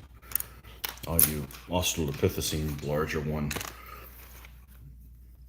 I say larger, but I mean one that's in worse shape. And we'll do the detail on the other stuff. Right? So, okay.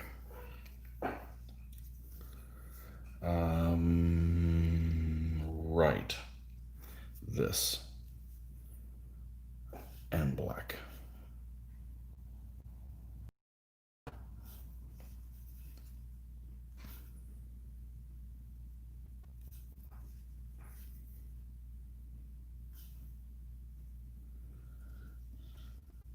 Darker. Okay.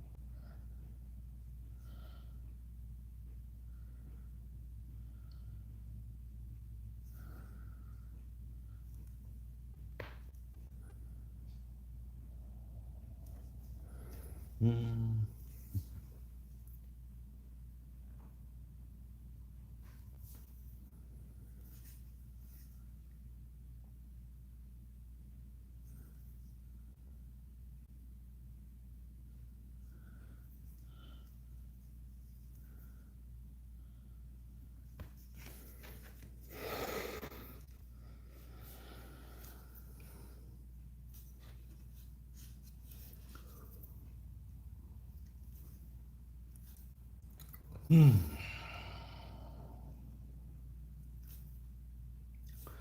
So usually there's a time about 9:15 or so.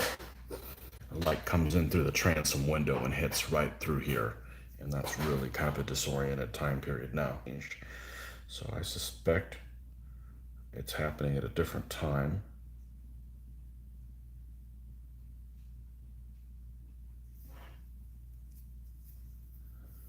You would think more light's better, but if it's coming from opposing force directions and you're having to fight it and it's two different color lights, then it's not very helpful. I'm painting with an aught light. I've painted with an aught light for a while now. It's probably the best investment you can get. It doesn't use a lot of power. It gives you nice clean light and it's not hot. And you're only burning, I think this thing's only 24 watts. And you could touch the light bulb. I don't know you want to, but it doesn't give off any heat. Hardly at all. And this thing's, I don't know, 10 years old maybe. So I'm sure the technology on the new ones is probably even better, but great thing. I think this was about $100 when I got it. and it was 50% off at Michael's, so we ended up getting two of them. We have one in the living room and this one, so I'd buy another one in a heartbeat.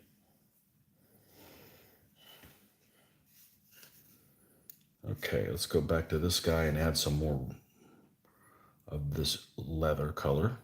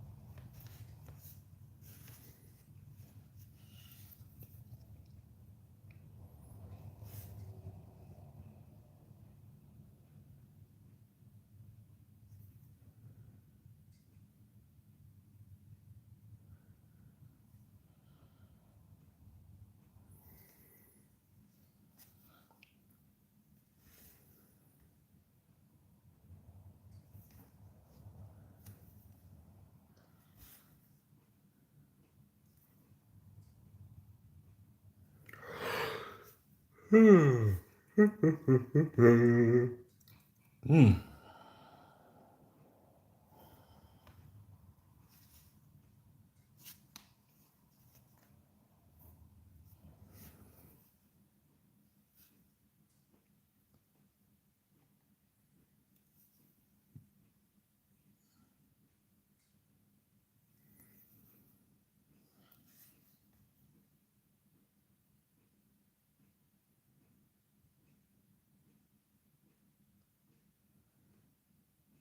This guy's got really nice features.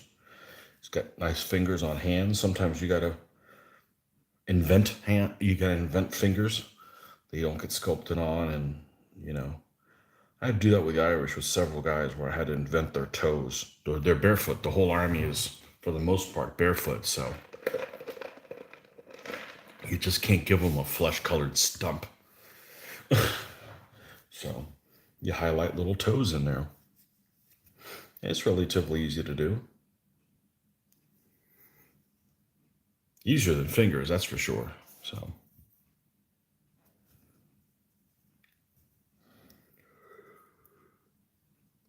All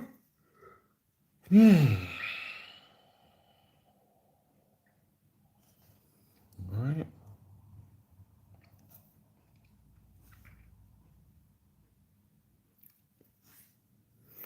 We switch to a smaller brush at this point. The other one.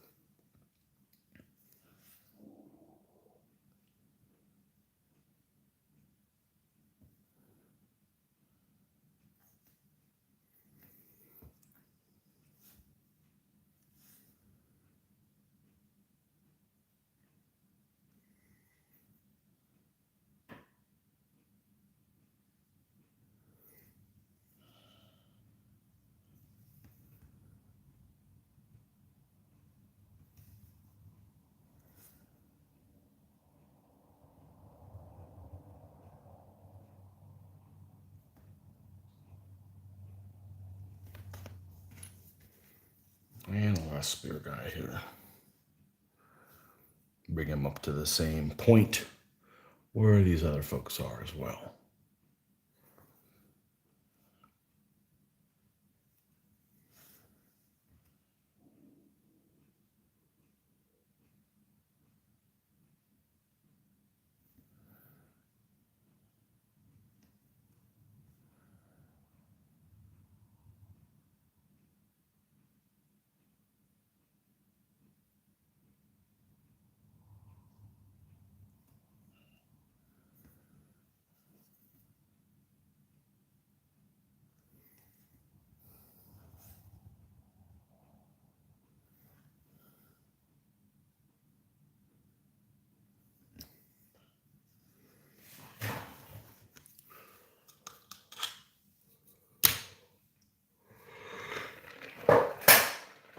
Yeah,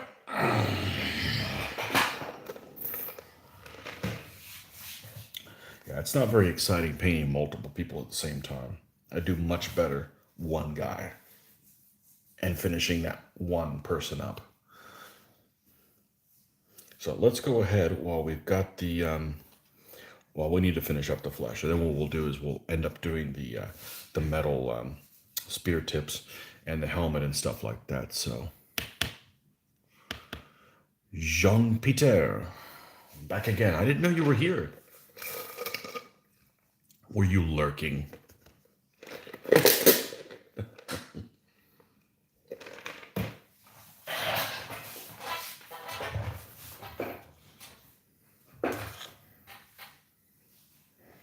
John Peter. Johann Peter. Okay. Let's go and mix this up here with this color.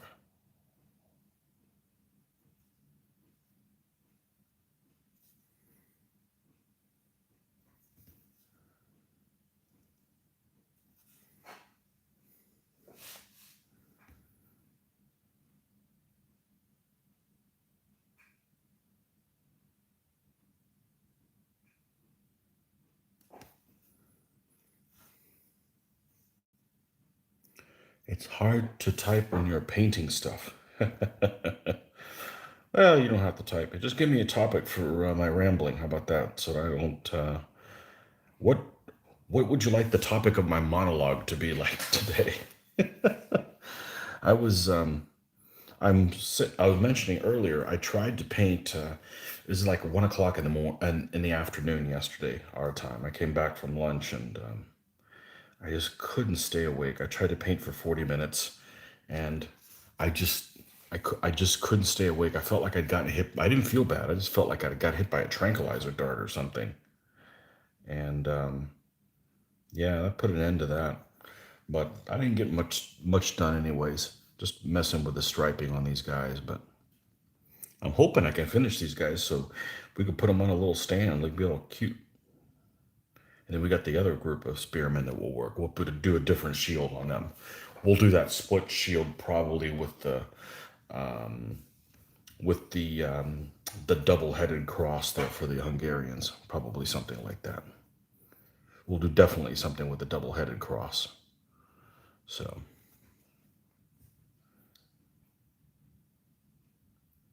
I'm bored of flipping in between the figures.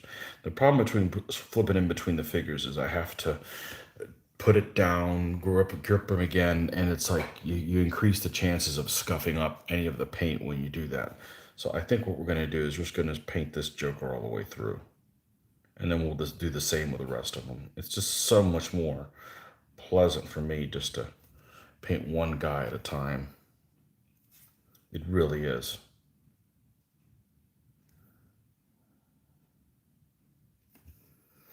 Because then I could just sit here and go, okay, well, let's brighten this up more and add some white into the mix.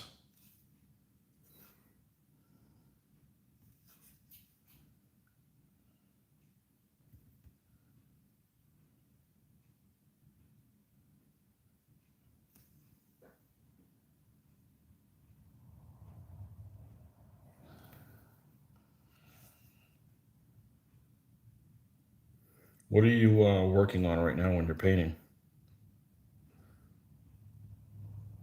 You paint 25s. I think you put out some Samurai 25s. That's another army I need to do is, oh, okay. Interesting story behind Juan Pedro. Okay. When I was born in Cardiff, my mother called me John, but when we moved to Germany, she did not like Hans. That's right, because Hans is Hans is John, which is a short form of Johann. I didn't know that. Interesting. Is Peter German? Or is there a Peter version for German? I have a guy that works for me. His name is Hans. He's not from Germany, or let's put it this way. He's from Germany as much as I am from Spain. So, I mean, we all come from Europe. So, most of us, anyways. Just a matter of when. Hans. I didn't know that Hans and Johann was the version. Hans was the short version of Johann. Huh, interesting. I wonder if there's a German Peter. Peter is common in Germany. Okay. Okay. Gut. Sehr gut. Oh. Yeah, we have a blast when we play our German armies. We go all Schwarzenegger mode. So I have to. When I'm done with this guy, I really should bring my Germans, my medieval German 13 C list. Make it 3.0 compatible. I just have to add, I think, a crossbowman guy and another unit of cavalry. So it should be pretty easy to do that. But yeah, I should backdate them also into the B list. Do a late B so we can fight those damn Hussites. Mitch has all those Hussites, and we can have a Hussites against all their enemies. We'll probably learn some stuff about war wagons for sure, using them. So you're working on a city gate for my Hittites as a camp.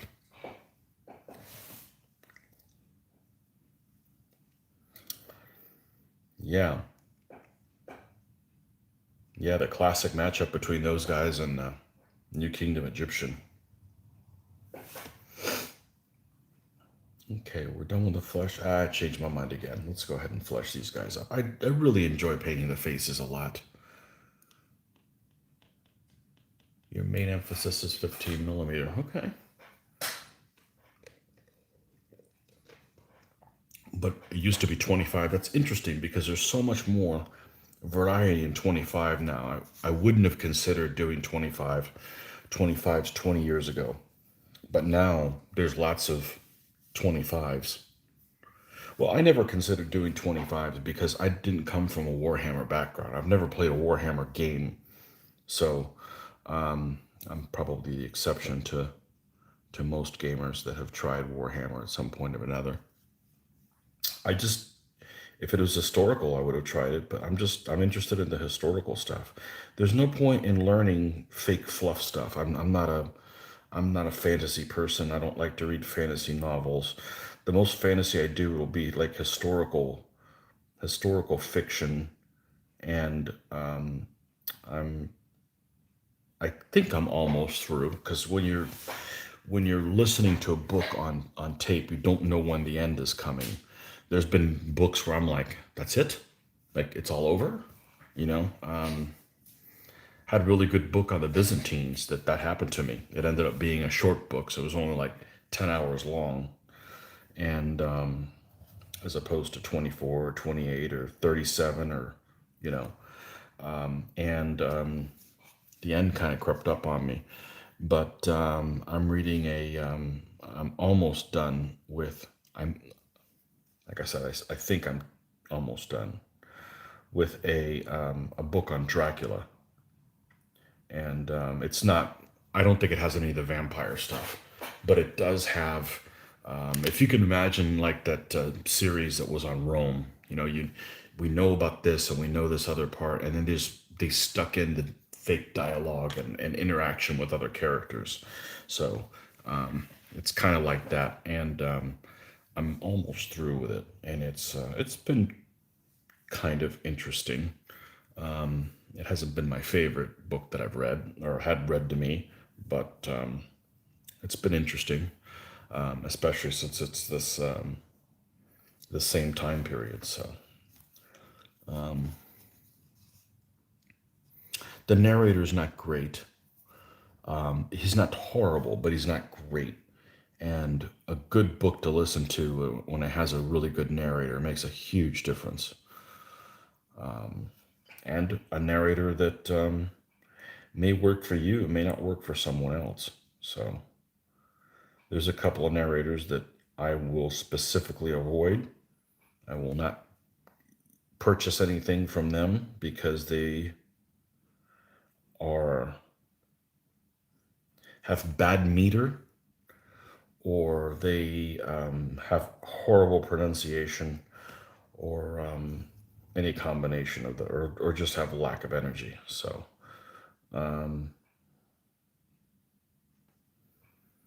one of the books in particular has a narrator that is spectacular, and I actually looked and saw what else he narrated, and unfortunately, it was nothing that really piqued my interest.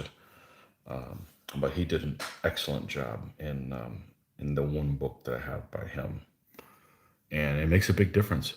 It makes a big difference. It makes a big difference to me. So 30 years ago, before Warhammer, it was all 25 millimeter. We scoffed at 15 because it first came out, because we saw it as a threat. Well, you looked at it properly.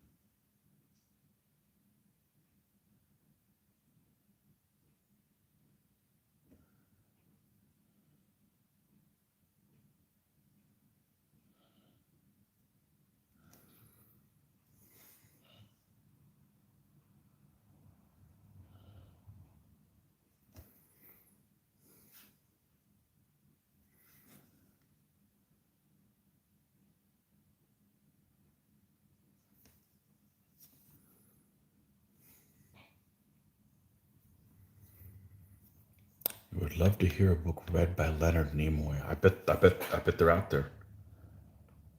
I bet they're out there. I guarantee there's some out there. Yeah.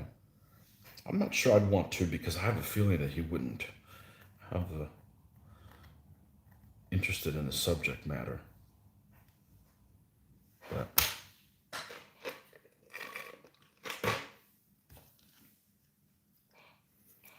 I've watched maybe 4 episodes of the original Star Trek. I was starting to do that. It was available on Netflix, and I was just going to watch them in order while I was painting. But I just didn't get very far. It's you don't get a lot done when you're looking at a screen. So, or at least I don't. I'm that that model doesn't really work well for me. So,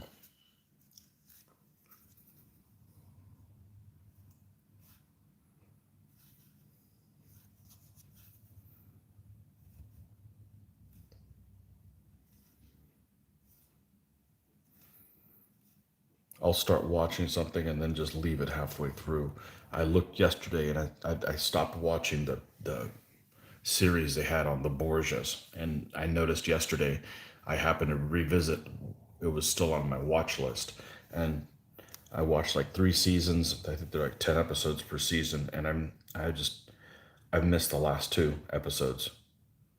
The last 2 episodes are the only thing I haven't seen, so I guess at some point I need to go out and watch it. But I got really tired of people. I get tired of people and their accents. Why are you watching an Italian thing and nobody has an Italian accent? It's just silly. Something so basic that would increase the believability, but no, everybody has an English accent or no accent at all. And it's just like, man, you couldn't go through the effort of doing that. So I don't know. Several shows are that way.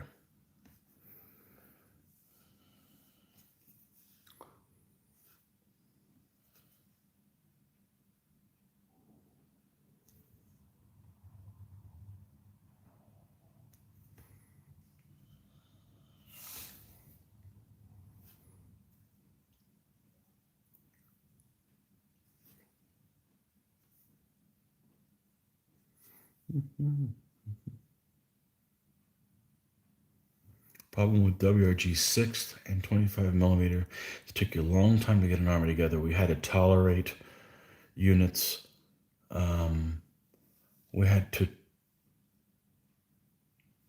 tolerate units that were only primed before they could hit the table just so we could play. German bad guys, if there is such a thing, there is, usually have a very polite British accent. Yeah,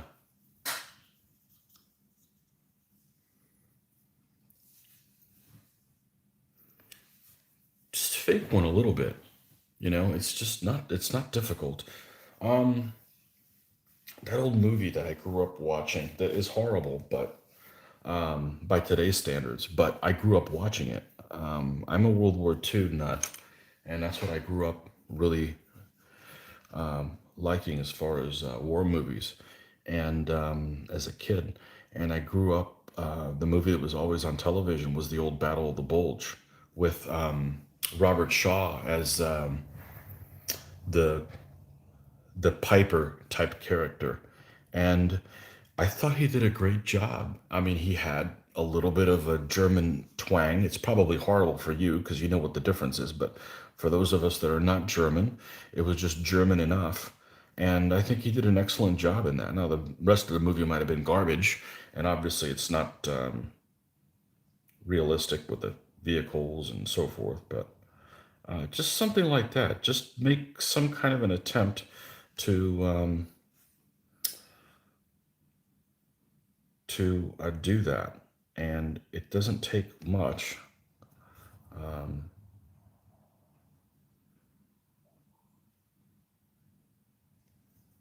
Yeah, or you've got some other war films where they just let the Germans all speak German, which I guess is okay. Yeah, the thing that comes to mind is there was a miniseries that I watched maybe a year ago, whatever. I finished up watching it called Versailles. It's about Louis the 14th, and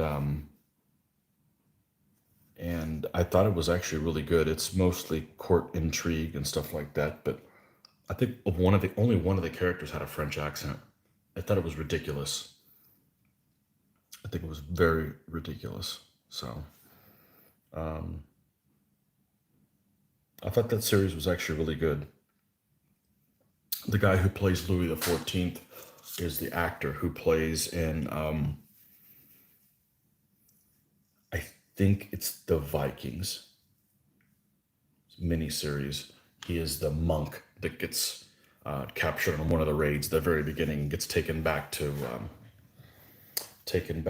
I think it's the Vikings and not the Last Kingdom. But anyways, he's a monk type character that an abbot that ends up getting taken back to Norway and kind of lives as with the Vikings or whatever. But he does a great job as Louis the 14th. He captures the mood swings and everything really well. So that's definitely worth watching. But I think only one guy has a French accent. It's kind of ridiculous. So Christoph Weiss, I think I know who that is. Is German, plays a bad guy, and has a polite German accent. I think I know who Christoph Weiss is. Isn't he the bad guy that plays in what's that stupid Tarantino movie?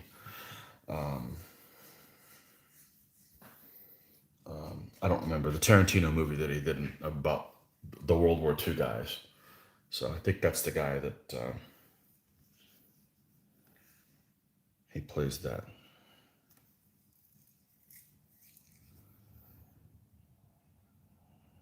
Okay.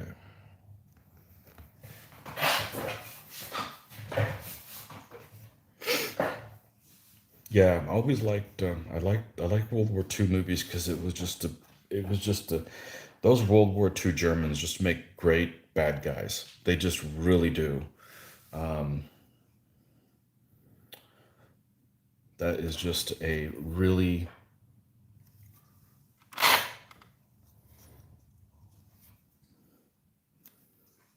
good. I need to watch that German movie Stalingrad again. I remember there's parts of it that I really really liked.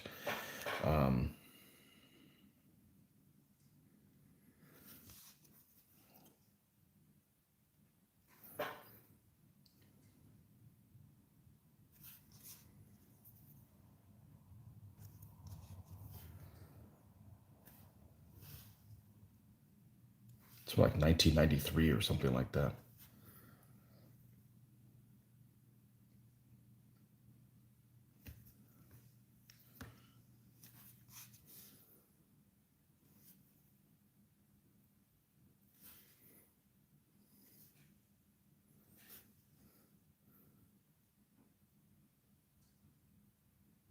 All the all the Russian all the Russian World War II movies are just I can't watch them. They're so propaganda. They're all like, "Oh, us poor little communists were here minding our own business," and it's like, no, I can't watch that stuff. I can't watch that stuff.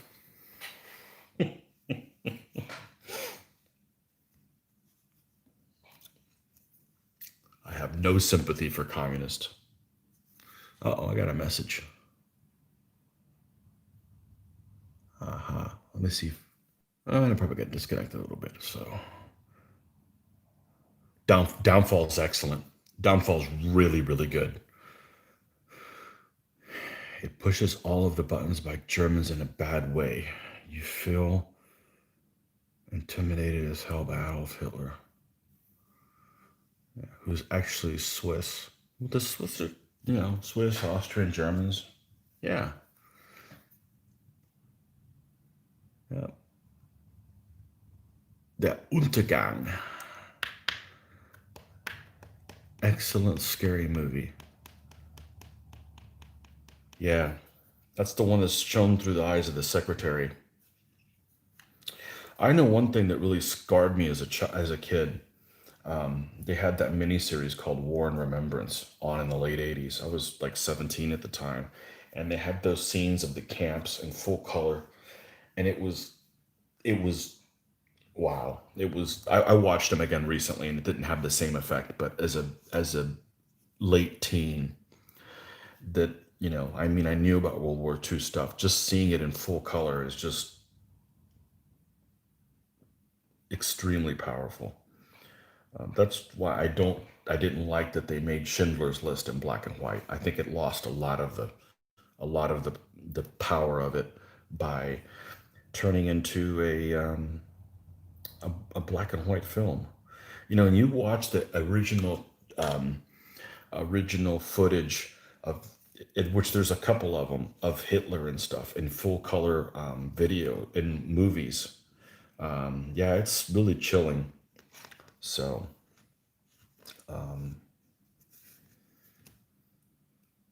yeah, but those camp scenes in full color, they were really scarring as a teenager.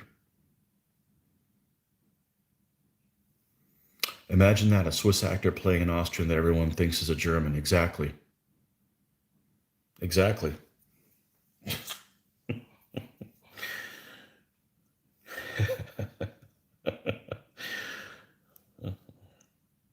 The Austrian private.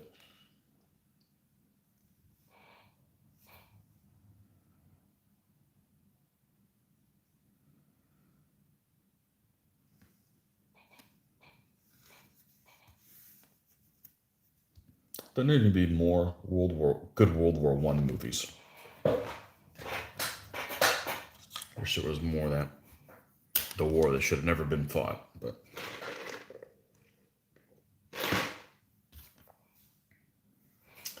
I play World War One. I'm very sympathetic to the Germans in that conflict. They just had really bad PR, but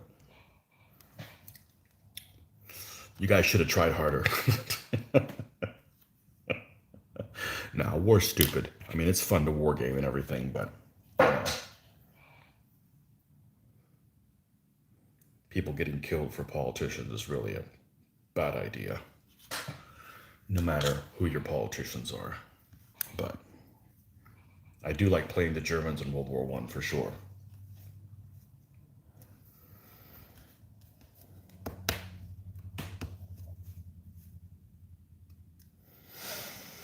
Okay, let's go to the green tunic.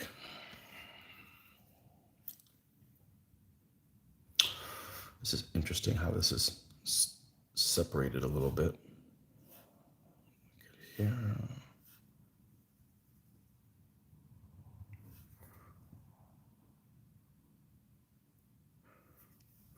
We have to own him. He did not act alone, and he was not the craziest. Not saying he was not crazy, but he was supported by some real nutcases. Yeah.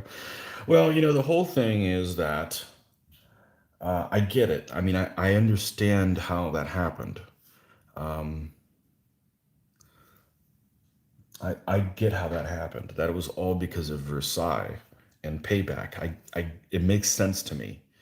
Maybe not all of the. It makes sense to me to start the other war. I don't know about all the racial implication kind of stuff, but starting another war to get payback. You know, I mean, I've had this conversation with people before. It's like, you know, the French in World War One was to get payback for the ass beating that they got in the Franco-Prussian War. And honestly, you know, people don't know this, or most people don't know this that aren't war gamers. But, you know, the Prussians took Paris, and the stuff that they imposed on the French wasn't that bad, not compared to Versailles. And, you know, I think that I think the world would have been very different if the Germans would have won World War One, and it could have been a better world. But you never know. I mean, it could be one of those butterfly effect things. You never know how it's going to turn out. But you know,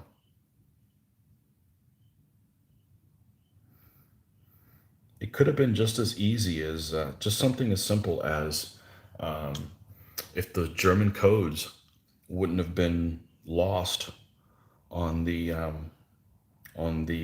was it the Magdeburg? I think the Magdeburg at the beginning of the war. I mean, literally like 1 month in, you know, it ran aground or hit a mine. I forgot which one it is, but the Russians got the code books, passed them off to the British, and you know, and the British basically could crack the codes. and knew what the Germans were doing just about all the time. So, I mean, just something as simple as that could have had a profound effect. In reality, it was just a war that shouldn't have been fought to begin with, but, because the Germans and the English are not historical enemies of each other. So, anyhow, so if I was able to do, going back and do naval fighting again, I'd probably do the pre-dreadnought era, because before 1905, anybody could have sided with anybody and really had some really plausible type scenarios. But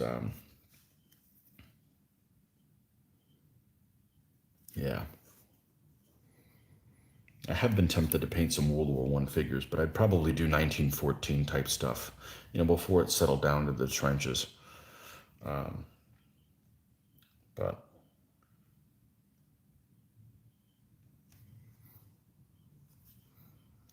I don't view the Germans in World War One as the bad guys. That's my short version of it. I don't fall for the. I don't fall for that.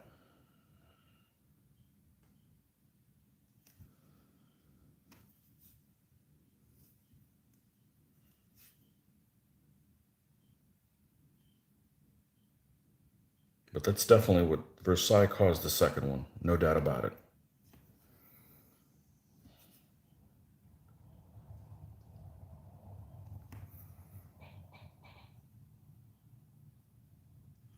As a kid, I could not understand how that happened. I've thought about it a lot. And at 69, I'm with the current situations. I'm beginning to understand. I'm not happy about that. About Hitler? Yeah,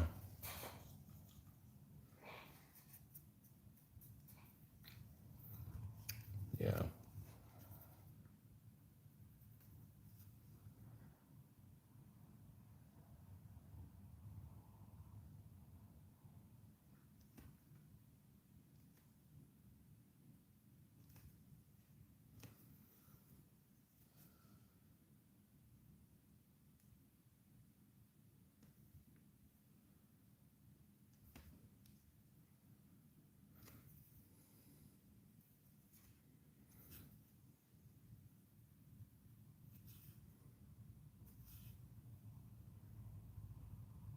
About how the people could vote him in. No, I get it. I understand it. I understand it.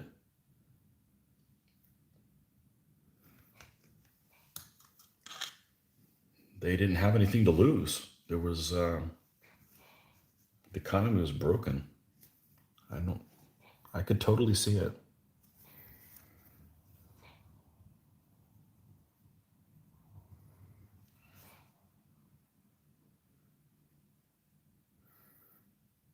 He promised everybody a Volkswagen, and that's how he got in. That's the politicians these days. Hey, I'll give you free stuff. Vote for me.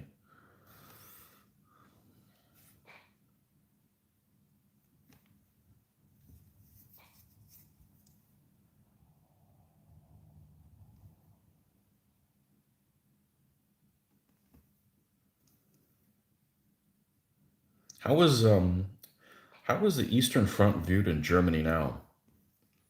Is it? I mean, obviously, no one in Germany thinks the Germans were on the right side of anything. But how were the Soviets viewed? Are they viewed better in better light than the Third Reich?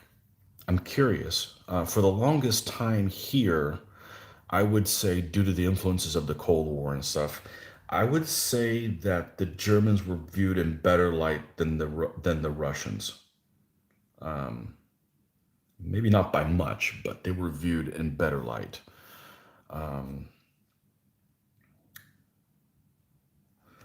And I've got definitely, nobody likes Nazis, but I don't have anything nice to say about any communist, or dictatorish type things. So, but I'm curious how that's. I'm wondering how it's viewed in Germany these days by most people. They were the bad guys in World War One. Serbia was prepared to do everything the Austrians wanted to prevent the war, but the German Kaiser in the background upped the ante.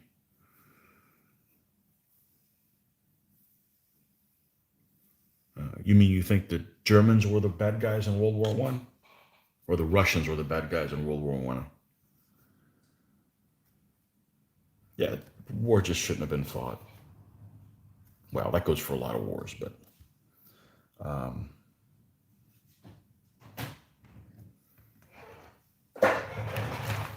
Anyone? Anyone? I'm coming. Let me take a little break. I'll be right back.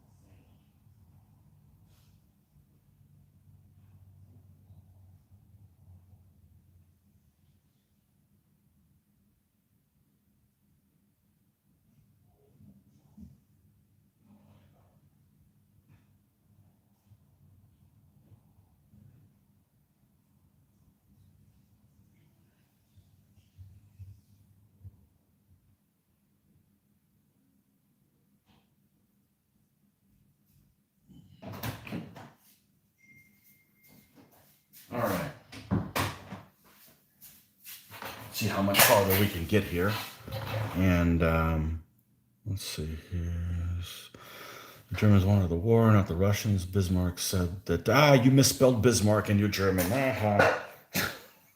He spelled it like the capital of North Dakota. Said that as long as Russia, France, and England did not become allies, Germany was safe. Yeah. Well, Russia and the Great Britain almost went to blows there over that little fishing fleet scenario on the way to Tsushima. So that was interesting. Well, what explains it all? I didn't find out until recently that and the British and French started to ally in the dealings in Africa, and the Kaiser started to get worried. He wanted to stir things up before it got out of hand. Yeah. I found out recently that the Kaiser was a short guy. Well, that explains it all. That's the whole problem altogether, right? It's all those short people starting wars. I mean, he was like 5'7" or something like that, which, you Germans are tall, and you're right there by the Dutch border, so that's where all the tallest people in the world are the Dutch, is what I saw recently. So there you go. Short man syndrome. Gotta go to war.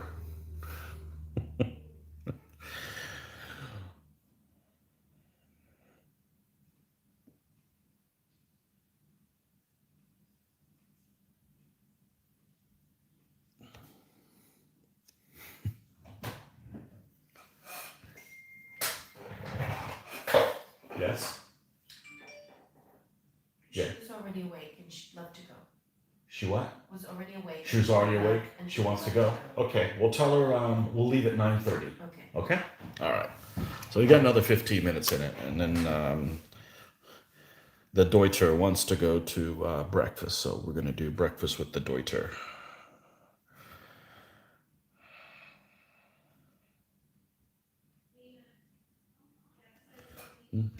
We'll be back on painting a little later today, but yeah. Thanks, John Peter, getting the juices going, thinking about stuff. That's good. That's what we're here for. That's what we're here for. Ah, damn it. I didn't take my own advice. It's yellow that we're doing for the lightener.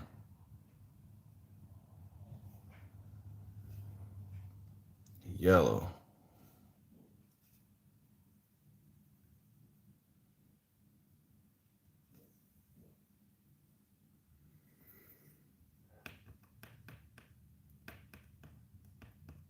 Yeah, the lame left hand. Yeah, we knew about that. So, yeah. I just didn't know the height thing. Oh, well.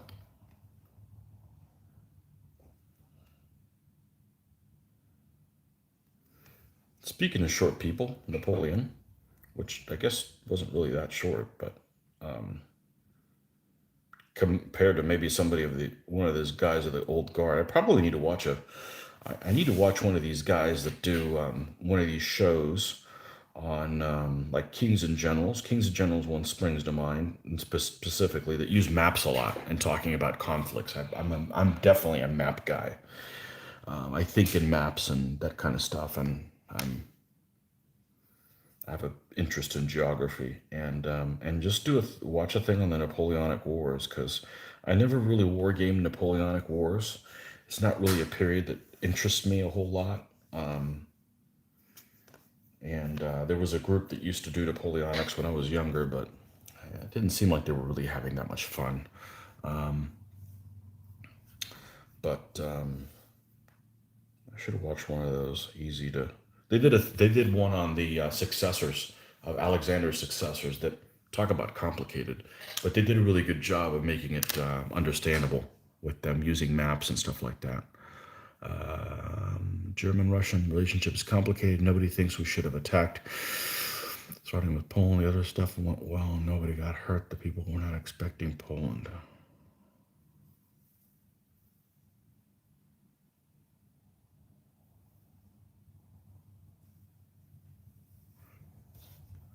Yeah.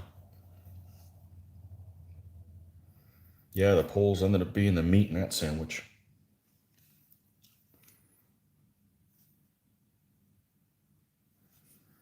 I don't know how the Allies even dealt with the Russians after siding with the Germans originally and partitioning half of Poland. I wouldn't have done it. I would have just said, screw you, commie bastards. But I guess they didn't want to take the risk that the Russians were going to do like what they did in the First World War, and they didn't have a mess on their hands. So,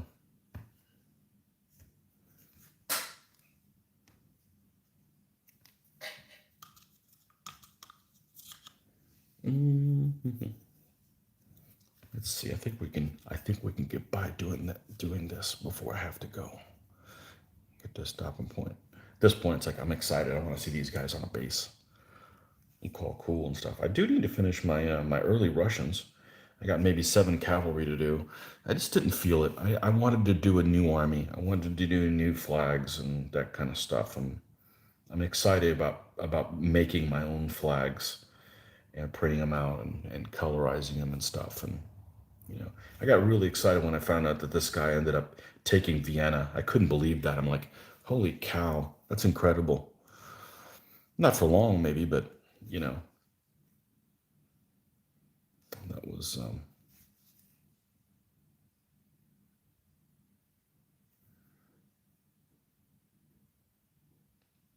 very interesting.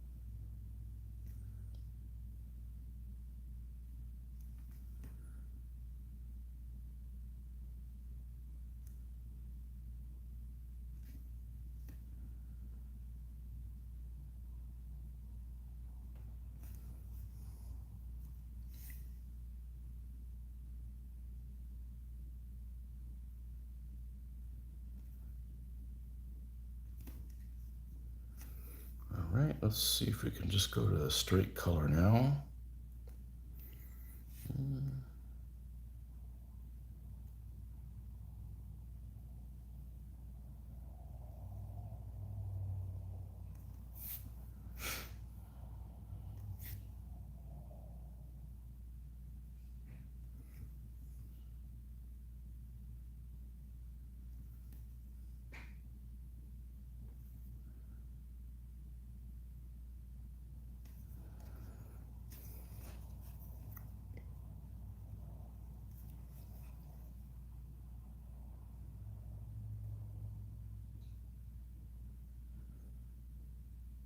That's the nice thing about the wet palette. When I take a break here in a few minutes, I'm not going to be able to finish this last green on this last spearman. But there's still these colors are still going to be alive. That it's not so much that I can't mix them and get the same color again, but it's just that I don't have to waste the time to do it. So, and of course, this big slop of yellow will still be there, to reuse for other projects as well. So that's the advantage that the wet palette has, in my opinion, not necessarily mixing colors or anything like that, but it just allows the paint to stay there alive longer so that you can use it and not have to waste time mixing it. So, and we'll do one more shade. We'll lighten this up a tiny little bit more, and then we're done for the morning. And we'll be back. We'll be back in a few hours. Because I can't do any painting Monday through Friday. I've just given up on doing anything in the mornings. I only have maybe 30 minutes.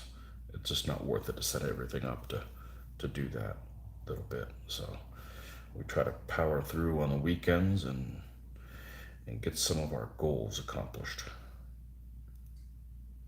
Especially since we're not traveling anywhere. When we get closer to the holidays, that probably will change, but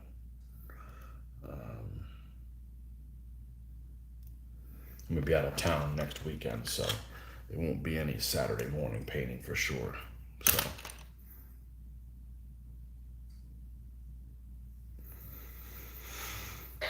good morning, Kevin. Starting to talk about it, so the younger people did not know how much their family were affected. Well, it's Grandma Day, so I'm going to go downstairs to play with the grandchildren and give Grandma a break. Enjoy your breakfast with family. You too, John Peter. We will see you later on. And the rest of you, we will. It's just after 9 a.m. here in the eastern United States, and well, we'll probably see you guys a little later on, and we'll pick up with these Hungarians when we come back. All right, folks. Bye bye.